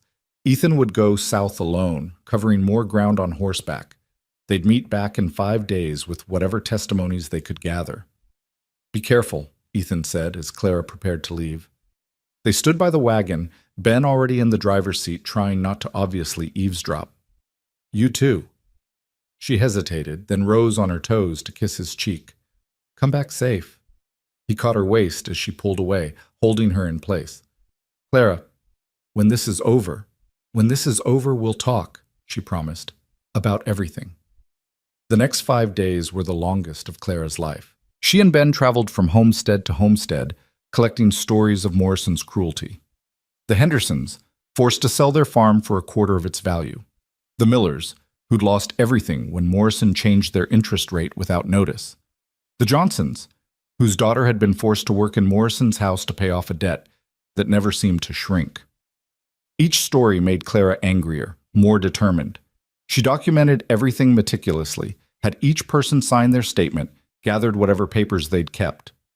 On the 3rd day, they stopped at a small homestead where a young widow named Mary Patterson lived with her 3 children. Her story was the worst yet. Morrison came calling 2 weeks after my husband died, Mary said, her voice hollow. Said I couldn't possibly manage the farm alone, offered to buy it for barely enough to get us back east. When I refused, he had the sheriff evict us for non-payment of taxes. Taxes my husband had already paid, but Morrison had destroyed the receipts. Would you testify to this in court? Clara asked gently. Mary looked at her children, playing in the dust outside. What if Morrison comes after us again? He won't be able to, not if we stop him now. Mary signed the statement with a shaking hand. On the 4th night, camping under the stars, Ben finally worked up the courage to speak personally. Mrs. Walker, can I ask you something?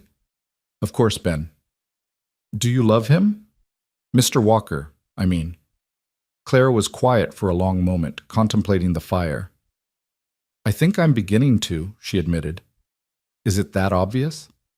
The way you look at him when you think no one's watching. The way he looks at you. Ben poked at the fire with a stick. It's nice, seeing him coming back to life.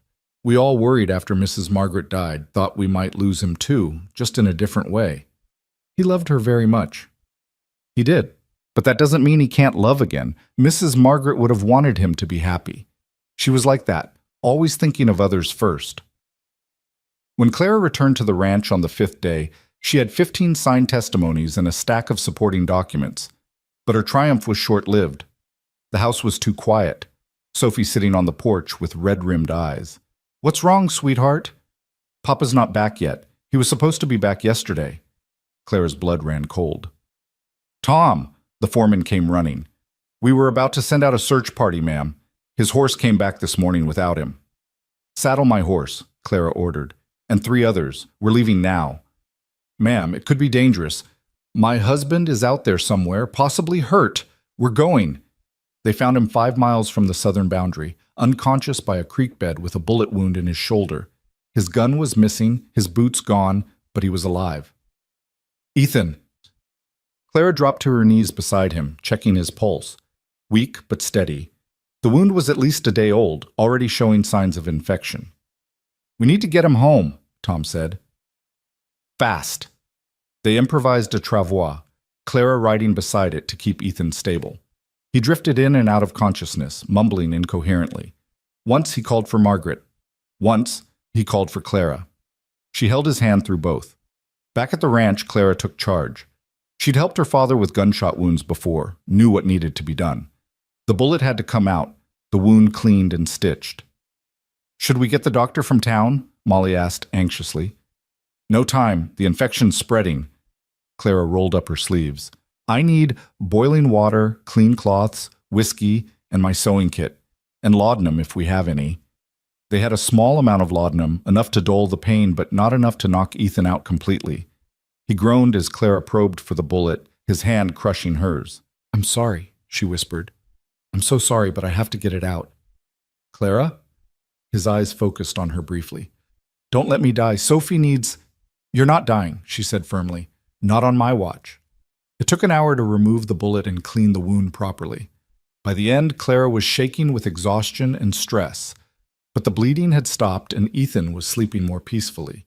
She sat beside his bed all night, monitoring his fever, forcing water and medicine down his throat when he'd take it. Sophie curled up beside her, refusing to leave her father's side. "Is he going to be okay?" the child whispered. "Yes," Clara said with more confidence than she felt. "Your papa's strong. He'll pull through." "You saved him," Sophie said, "just like you said you knew medicine." "I helped.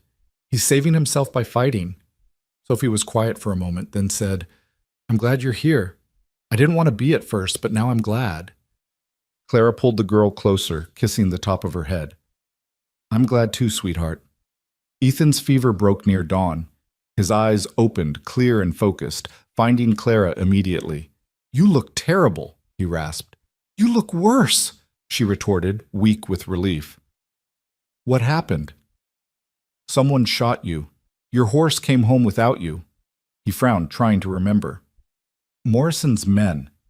They ambushed me on the road back, took the testimonies I'd collected."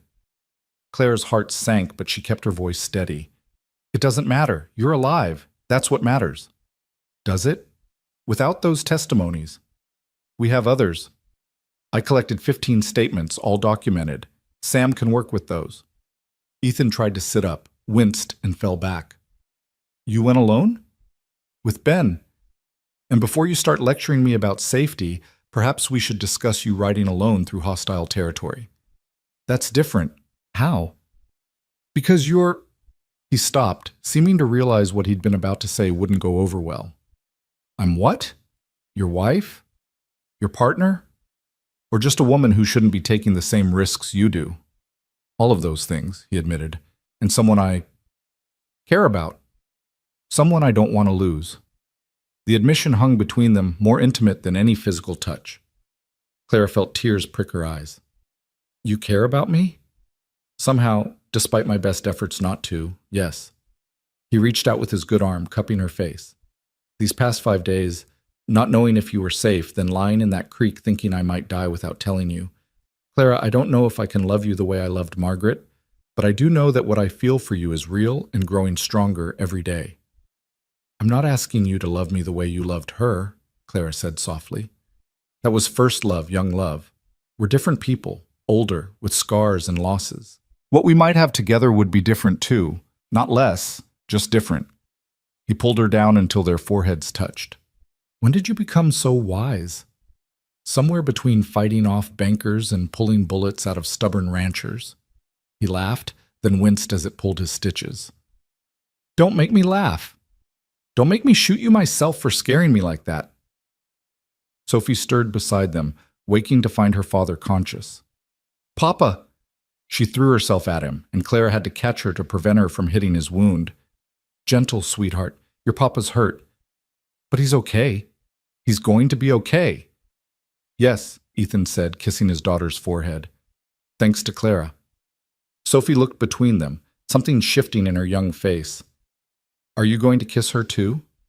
You kiss Mama Clara like you kissed Mama Margaret?" Both adults froze. It was the first time Sophie had called Clara Mama without qualification. "Would that be okay with you?" Ethan asked carefully. Sophie considered this seriously. "Mama Margaret is in heaven. She can't come back. But Mama Clara is here and she takes care of us, and she makes you smile sometimes. So yes, it would be okay. Permission granted by a 6-year-old, but somehow it felt like the most important blessing they could receive. Ethan looked at Clara, question in his eyes.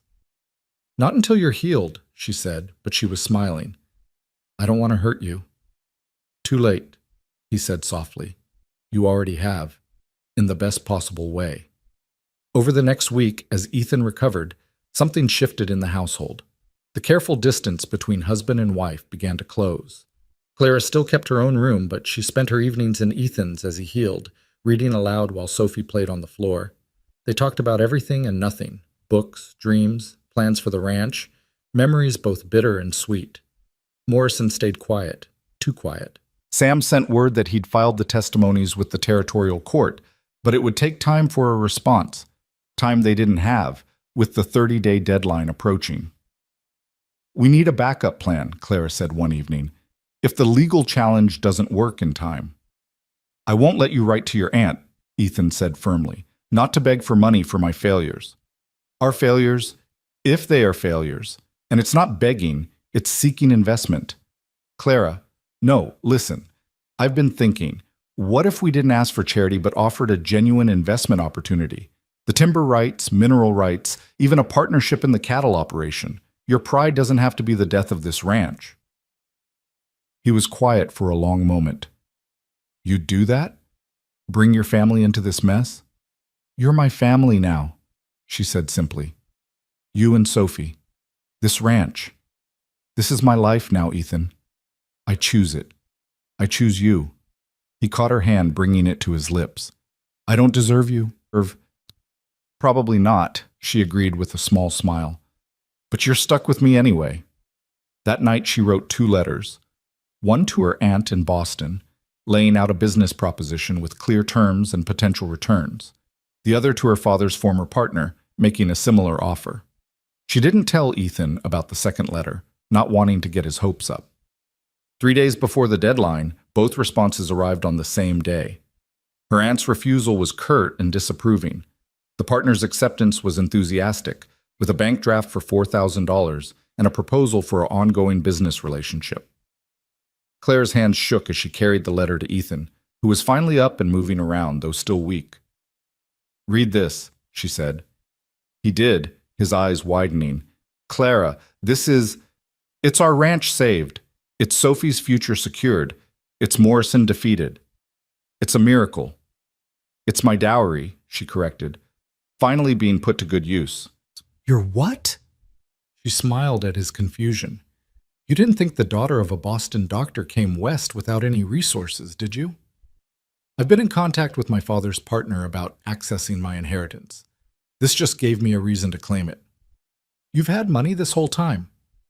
"Tied up in investments, yes. I couldn't access it without either marrying or turning 30. "Marrying you solved that problem." Ethan stared at her. "So you could have left any time. Been independent." "I could have," she agreed. "But somewhere along the way, I stopped wanting to leave. I started wanting to stay, to fight for this place, for this life." She paused. "For you." He crossed to her in 2 strides, his hands framing her face. "You impossible, incredible woman." "Is that a compliment?" "It's a declaration," he said, and kissed her. It wasn't their first kiss. That had been at their wedding, brief and obligatory. This was different. This was choice and promise, and the first tentative steps toward a future neither had expected, but both were beginning to want desperately. When they broke apart, Sophie was standing in the doorway grinning. "Finally," she announced. "I thought you two would never figure it out." Clara laughed, opening her arm to include the girl in their embrace. Sometimes adults are slower than children to see what's right in front of them. "Much slower," Sophie agreed solemnly. The next morning they rode to town together, all 3 of them, to face Morrison at the bank. Clara wore her best dress, Ethan his Sunday suit, and Sophie her favorite pinafore. They looked like what they were becoming, a family united. Morrison's face went from smug to shocked to furious as Ethan counted out the full payment plus interest on his desk. "This isn't over," Morrison snarled. "Actually it is," Sam Fletcher said, entering with Sheriff Bradley and a federal marshal. "Harold Morrison, You're under arrest for fraud, usury, and theft. We have statements from 17 victims and evidence of your criminal activities across 3 territories. As Morrison was led away in chains, still sputtering threats, Clara felt Ethan's arm come around her waist, pulling her close. "We did it," he murmured against her hair. "Together," she agreed. The weeks following Morrison's arrest brought an unexpected peace to the Double W Ranch, like the calm after a violent storm. Yet Clara couldn't shake the feeling that something was shifting between her and Ethan, something deeper than their partnership against Morrison. She noticed it in small moments, the way his hand lingered on her shoulder when he passed behind her chair, how his eyes sought hers across the dinner table, the smile that played at his lips when he caught her teaching Sophie in the study. One evening in early October, as golden aspens painted the mountainsides, Clara stood at the kitchen window watching Ethan work with a young colt. Sophie sat on the fence, calling out encouragement, her laughter carrying on the crisp air. The scene was so perfectly domestic, so beautifully ordinary, that Clara's heart ached with a longing she couldn't quite name. "You love him," Molly said quietly beside her. Clara didn't deny it. Is it that obvious? To everyone but him, probably. Men can be thick about these things. The older woman dried a plate thoughtfully. "Margaret would have liked you, you know. Would have been glad it was you." "You don't have to say that." "I'm not one for pretty lies, Mrs. Walker. I mean it. She worried about them those last weeks. Made me promise to help Ethan find someone strong enough to handle his stubborn nature, but gentle enough to heal Sophie's heart. Seems to me you're doing both." Before Clara could respond, Tom burst through the door, his face grave. "Mrs. Walker, we've got trouble. There's a man in town asking questions about you. Says he's from Boston. Knows your family." Clara's blood ran cold. "What kind of man?" "Well-dressed, fancy talker. Says his name is Charles Whitmore. Claims to be your cousin." The plate Clara was holding slipped from her numb fingers, shattering on the floor. Charles. Here. The very person she'd fled Boston to escape. "Ma'am?" Tom's voice seemed to come from far away. "You all right?" "Get Ethan," she managed. "Please." Ethan found her in the study minutes later, papers spread before her, papers she'd hidden since arriving in Silver Creek. Her hands shook as she pushed them toward him. "I need to tell you something about why I really left Boston." He sat down across from her, his expression serious but open. "I'm listening." "Charles Whitmore is my cousin by marriage. When my father died and the debts were discovered, Charles offered to help. He said he'd pay everything if I—" She paused, gathering courage. "If I agreed to become his mistress." Ethan's face darkened dangerously. "He what?" "He's married, has been for 10 years. But he said he'd always wanted me, that this was my chance to save my father's reputation and have security. When I refused, he started spreading rumors that I'd been my father's assistant in more than medical matters. That I was improper with male patients. He made it impossible for me to stay in Boston. And now he's here. He must have tracked me down when I accessed my inheritance. He probably thinks—" She stopped, unable to voice her fears. "He thinks he can still claim you somehow." Ethan's voice was deadly quiet. "He's wrong." He stood, and Clara saw him check the gun at his hip. "Ethan, no. Violence won't solve this." "Maybe not, but it'll make me feel better." "Please." She caught his hand. "Let me handle this my way first. If Charles is here, he wants something. Money, probably, or just to torment me. But I'm not the same woman who ran from Boston. I have you now, and Sophie, and this place. I have ground to stand on." Ethan pulled her to her feet, his hands gentle on her arms. "You don't have to face him alone." "I know. That's what makes me brave enough to face him at all."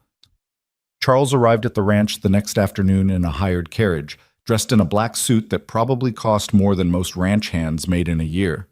He was handsome in that polished Eastern way, smooth-featured, carefully groomed, with pale hands that had never known hard work. Clara watched from the window as he stepped down, brushing imaginary dust from his sleeves with fastidious care. "That's him?" Ethan asked beside her. "That's him." "He looks like a weasel." Despite her anxiety, Clara almost smiled.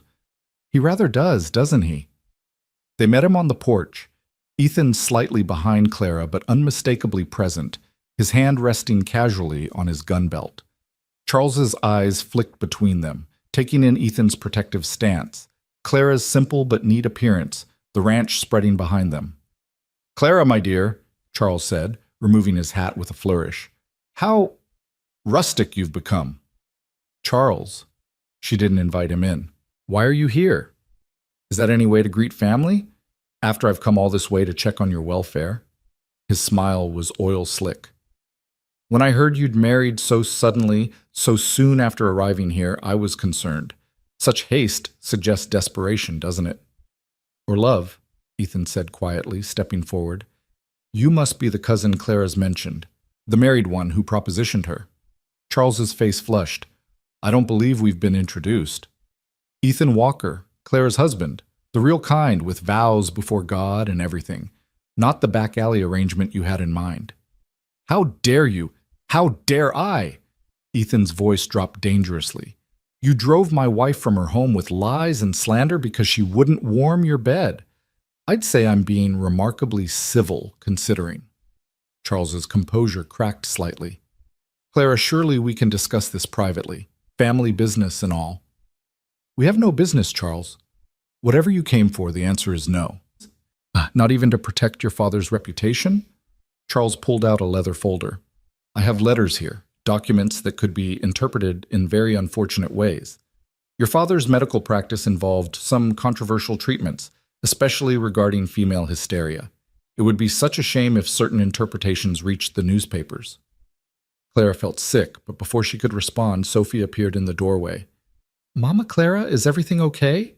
"Everything's fine, sweetheart," Clara said steadily. "Go find Mrs. O'Brien." But Sophie, with a child's instinct for tension, stayed put, moving to stand beside Clara and taking her hand. The simple gesture seemed to give Clara strength. "Publish whatever you want, Charles," she said. "My father was a good man and a brilliant doctor. His treatments were progressive, not scandalous. And even if you twist them into something ugly, it doesn't matter anymore. The people here judge me by my own actions, not Boston gossip." "You think this Frontier Nobility Act makes you better than you were?" Charles sneered. "You're still the same prideful girl who thought she was too good for what I offered." "No," Clara said firmly. "I'm not the same. That girl was alone and frightened. This woman has a husband who respects her, a daughter who's learning to love her, and a community that's accepted her. You have no power here, Charles." "We'll see about that." He turned to Ethan. "Did your wife tell you she inherited quite a fortune? Money that should have gone to settling her father's debts, debts to my family, among others. I could make a legal claim." "Try it," Sam Fletcher said, stepping around the corner of the house where he'd been listening. "I'd love to argue that case in court. A married man trying to extort money from his cousin using threats and blackmail. The territorial judge would find it very interesting." Charles spun around. "Who are you?" "The family lawyer. Also a witness to everything you just said." Sam smiled pleasantly. "I believe you were just leaving?" Charles looked between them all, Clara standing firm, Ethan protective beside her, Sophie clinging to Clara's hand, Sam with his legal authority. His scheme had depended on finding Clara isolated and vulnerable. Instead, he'd found her surrounded by family, even if it wasn't the family she'd been born to. "This isn't over," he said finally. "Yes, it is," Clara said. "If you come near me or my family again, if you spread one more lie about my father, if you so much as send a letter, I'll file charges for harassment and extortion. Sam has already drawn up the papers." Charles's face went white, then red. Without another word, he stalked back to his carriage, shouting at the driver to leave immediately. As the dust settled behind the departing carriage, Clara's knees gave out. Ethan caught her, guiding her to the porch swing, while Sophie climbed into her lap. "You were so brave, Mama Clara," Sophie said, "like when you stood up to Mr. Morrison." "I didn't feel brave," Clara admitted. "Bravest thing I've ever seen," Ethan said, sitting beside them. "Facing down your past like that." "Our past," Clara corrected. "He threatened our family, our life here. That made it easier to be strong." Sam cleared his throat. "If you need me to follow through on any legal action—" "I don't think he'll be back," Clara said. "Charles is a coward at heart. He only attacks when he thinks he'll win easily. After Sam left and Sophie went to help Molly with dinner, Ethan and Clara sat alone on the swing, watching the sun sink toward the mountains. "You called us your family," Ethan said quietly. "Aren't you?" "I suppose we are. Legally, anyway. Is that all?" The question slipped out before Clara could stop it. Ethan was quiet for a long moment. Then he stood, holding out his hand. "Come with me." He led her to the small cemetery on the hill behind the house, where Margaret lay beneath a simple stone marker. Clara had avoided this place, feeling like an intruder. Now Ethan drew her forward until they stood before the grave. "Margaret," he said quietly, "this is Clara. I think you'd like her. She's nothing like you. She's prickly where you were sweet, logical where you were intuitive, careful where you were spontaneous. But she loves Sophie, and she's saved this ranch, and she makes me want to live again instead of just survive." Clara's eyes filled with tears. Ethan continued, "I'll always love you.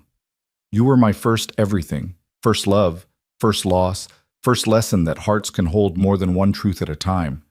But I'm falling in love with Clara too, and I need you to know that it doesn't diminish what we had. It's just different." He turned to Clara, cupping her face in his calloused hands.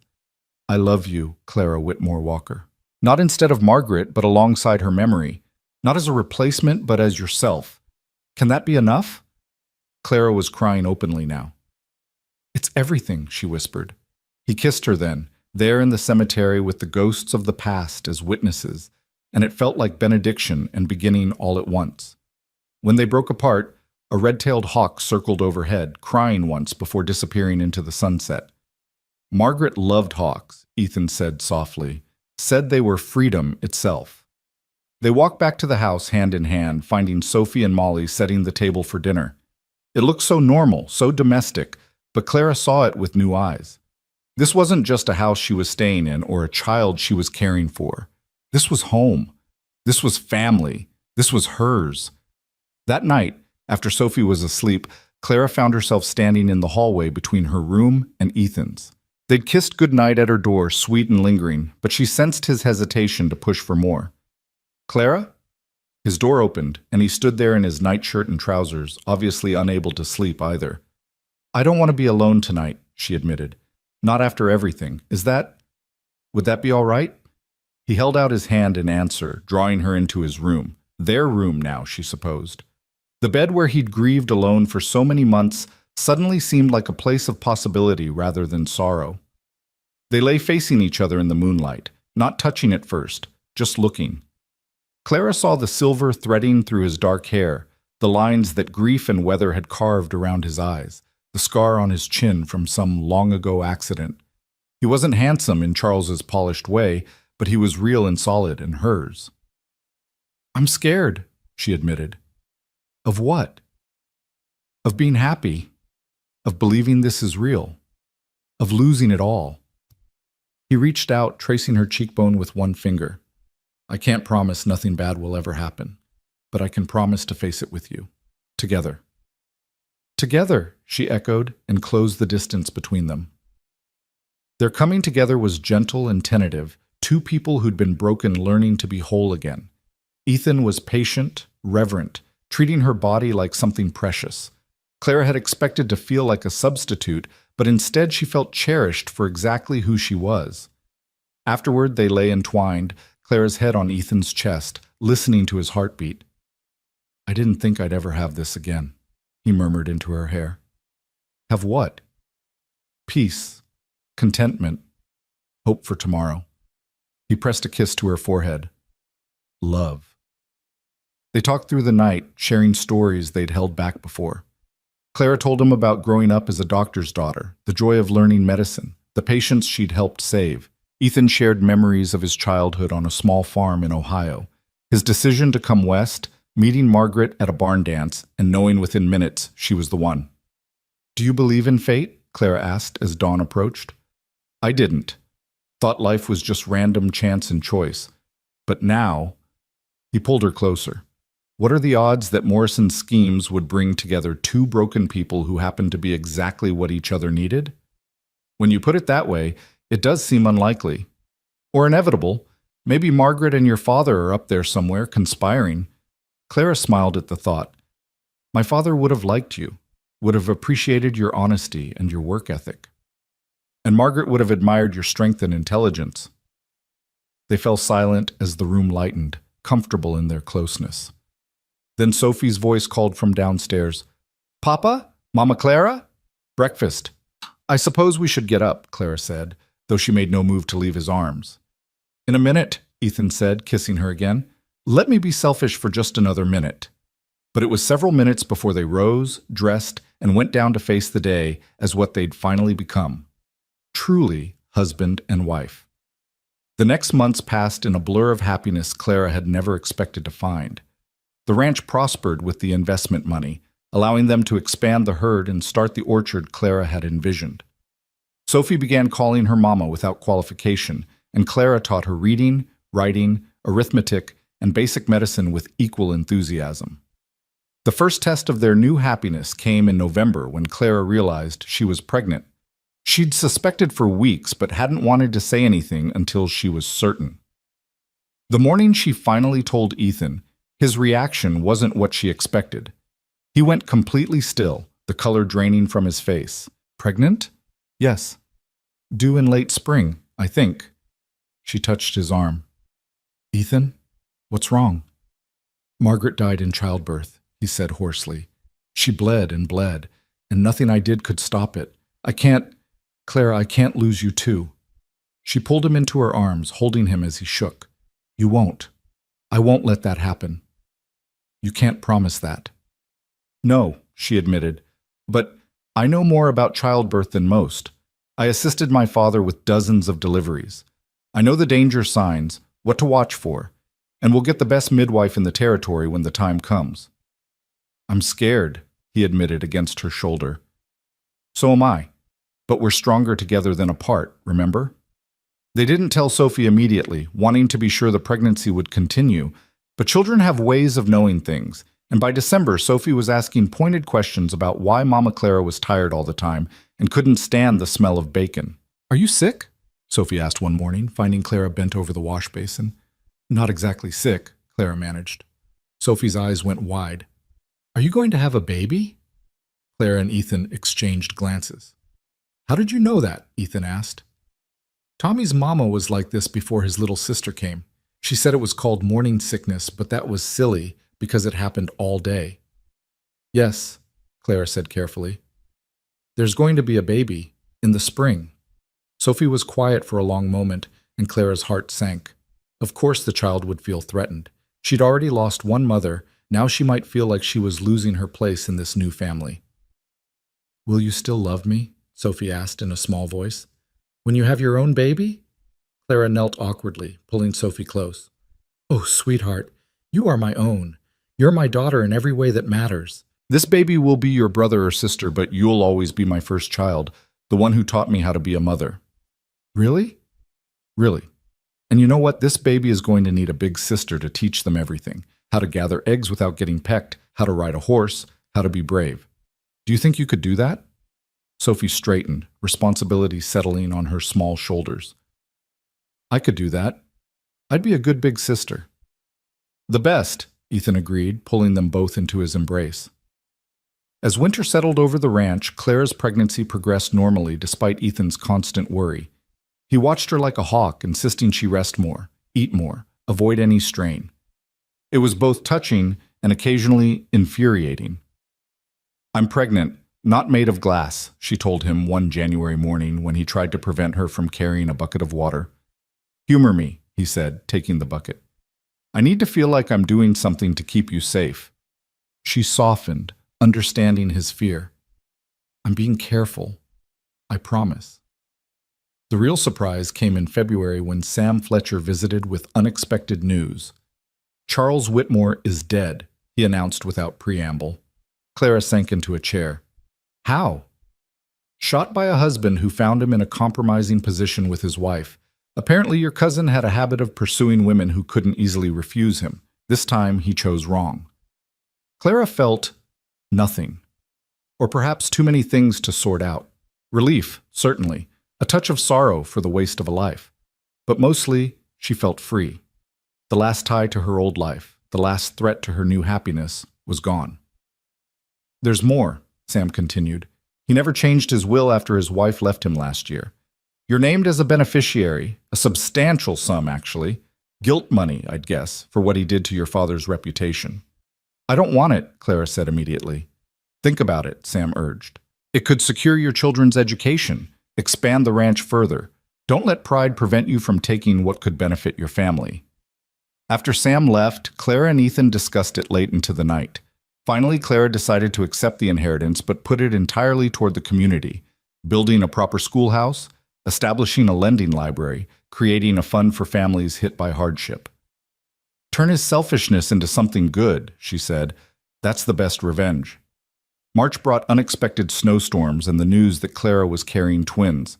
The traveling doctor who confirmed it looked grave as he delivered the news, and Ethan went white as snow. "Twins increase the risk," the doctor said bluntly. "You should consider going to Denver for the delivery, where there are hospitals." "No," Clara said firmly. "This ranch is my home. My children will be born here." After the doctor left, Ethan was nearly beside himself. "Clara, please. If something goes wrong, then we'll handle it. Together. I won't be driven from my home by fear." She was stronger than she sounded. Twins did increase the danger, and she was no longer young for a first pregnancy. But she also knew her body, knew the signs to watch for, and had already arranged for the best midwife in 3 counties to come stay at the ranch for the last month. April arrived with meadowlarks and wildflowers, and Clara was enormous. Moving was difficult, sleeping nearly impossible, but she remained stubbornly cheerful, much to everyone's amazement. "How are you not miserable?" Molly asked, watching Clara lower herself carefully into a chair. "Oh, I'm miserable," Clara admitted. "But I'm also happy. These babies are proof that life goes on, that families can be rebuilt after loss. How can I not be grateful for that?" The midwife, a German woman named Greta, who delivered hundreds of babies, arrived in mid-April. She examined Clara thoroughly and pronounced her healthy, though she pulled Ethan aside for a private word that left him even more anxious. "What did she say?" Clara demanded. "That twins are tricky, that we should be prepared for anything." "We are prepared. We have everything ready." "She means prepared to lose you," Ethan said rawly. "I can't do this again, Clara. I can't." She pulled him down beside her on the bed, holding his face between her hands. "Look at me. Really look at me. I'm strong. These babies are strong. We're going to be fine." "You don't know that." "No, but I believe it. And sometimes faith is all we have." The pains started at dawn on April 23rd. Clara had been expecting them. She'd had minor contractions for days. But these were different. Stronger. More purposeful. "It's time," she told Ethan calmly. What followed were the longest 18 hours of Ethan's life. Clara labored with determined grace, walking when she could, resting when she must. Sophie was sent to stay with the Hendersons, but not before giving Clara a fierce hug. "You come back," Sophie ordered. "You and the babies, promise." "I promise," Clara said, praying she could keep her word. As the hours passed and Clara grew exhausted, Ethan's fear grew. But Clara remained focused, working with her body rather than against it, using everything she'd learned from years of assisting her father. "First one's coming," Greta announced as the sun began to set. The first twin, a boy, arrived with a lusty cry that brought tears of relief to Ethan's eyes. But there was no time to celebrate. The second baby was coming fast. "It's turned wrong," Greta said tersely. "I need to adjust." Claire screamed for the first time, and Ethan thought his heart would stop. But Greta's skilled hands worked quickly, and 20 minutes later, a second cry filled the room. A girl, smaller than her brother, but fierce in her announcement of arrival. "2 healthy babies," Greta announced with satisfaction, "and a healthy mother, though she'll need rest and care." Ethan was crying openly as he held his son while Clara cradled their daughter. "They're perfect," he whispered. "They look like you," Clara said weakly but happily. "Poor things." He laughed through his tears. "What should we name them?" They'd discussed names for weeks, but now, looking at their children, Clara knew. "William for him, after your father, and Rose for her." "Rose?" Ethan was puzzled. For the wild roses on the hill where you told me you loved me, where past and present came together. Sophie was brought home the next morning to meet her siblings. She approached the bed cautiously, peering at the bundles in Clara's arms. "They're so small," she whispered. "You were this small once," Ethan told her. "Really?" Sophie reached out tentatively to touch Rose's tiny fist. The baby gripped her finger and Sophie's face lit with wonder. "She's holding me." "She knows you're her big sister," Clara said. "She knows you'll protect her." "Both of them," Sophie said firmly. "I'll protect both of them and teach them everything, how to ride and read and make medicine and be brave." "All the important things," Clara agreed. As the family adjusted to life with twins, the ranch community rallied around them. Women brought food and offered advice. Men helped Ethan with the ranch work so he could spend more time at home. It was, Clara realized, exactly what she'd fled Boston to find, a place where neighbors were family and family was everything. One evening in May, as Clara sat in the rocking chair nursing Rose while Ethan held William and Sophie read aloud from one of her new books, Clara felt a profound sense of completion. This wasn't the life she'd planned or expected. She'd thought she'd be a spinster teacher, alone but independent. Instead, she was a wife, mother to 3 children, partner in a thriving ranch. "What are you thinking?" Ethan asked, noticing her contemplative mood. "About how Morrison's cruelty led to our happiness, how my disgrace in Boston brought me here, how your loss made room for our love. It seems wrong to be grateful for such terrible things, but without them, we wouldn't have this," Ethan finished. "I know. I've thought the same. Margaret used to say everything happened for a reason. I didn't believe her then, but now you do? Now I think maybe there's something to it, or maybe we just make meaning from chaos. Either way, I'm grateful." Sophie looked up from her book. "Are you talking about mushy stuff again?" "Very mushy," Clara confirmed. "Does it bother you?" "No," Sophie said, returning to her reading. "It's nice, like we're a real family now." "We are a real family," Ethan said firmly. "The realest," Sophie agreed, making them all laugh. That night, after the children were asleep, Ethan and Clara stood on the porch watching the stars. The ranch spread before them, peaceful in the moonlight. In the distance, a coyote called, but it no longer sounded lonely to Clara. It sounded like wildness and freedom and home. "Do you ever regret it?" Ethan asked. "Coming west, marrying me?" "Never," Clara said without hesitation. "This life, this family, you, it's everything I never knew I wanted." He pulled her close, and she rested her head on his shoulder, breathing in the scent of hay and leather and him. They'd traveled such a strange, difficult road to reach this moment, forced together by schemes and circumstances, held apart by grief and fear, brought together by courage and choice. "I love you," she said, the words still feeling like a miracle she was allowed to speak. "And I love you," he replied, sealing the promise with a kiss. Inside, one of the twins cried, and they smiled at each other before going in to tend to their child. This was their life now, not perfect, not without challenges, but theirs, built on the ashes of loss, strengthened by adversity, and blessed with love neither had expected to find. As Clara picked up William and soothed him while Ethan checked on Rose, she thought about the woman she'd been that terrible day at the altar, being forced to marry a stranger. That woman had been terrified, certain she was entering a prison. She'd had no idea she was actually stepping into her future, into a love story that would prove sometimes the best things come from the worst beginnings. "Thank you," she whispered to whatever force had orchestrated this unlikely happiness. To Margaret, perhaps, for loving Ethan first and teaching him to love deeply. To her father, for giving her the strength and skills to fight for what mattered.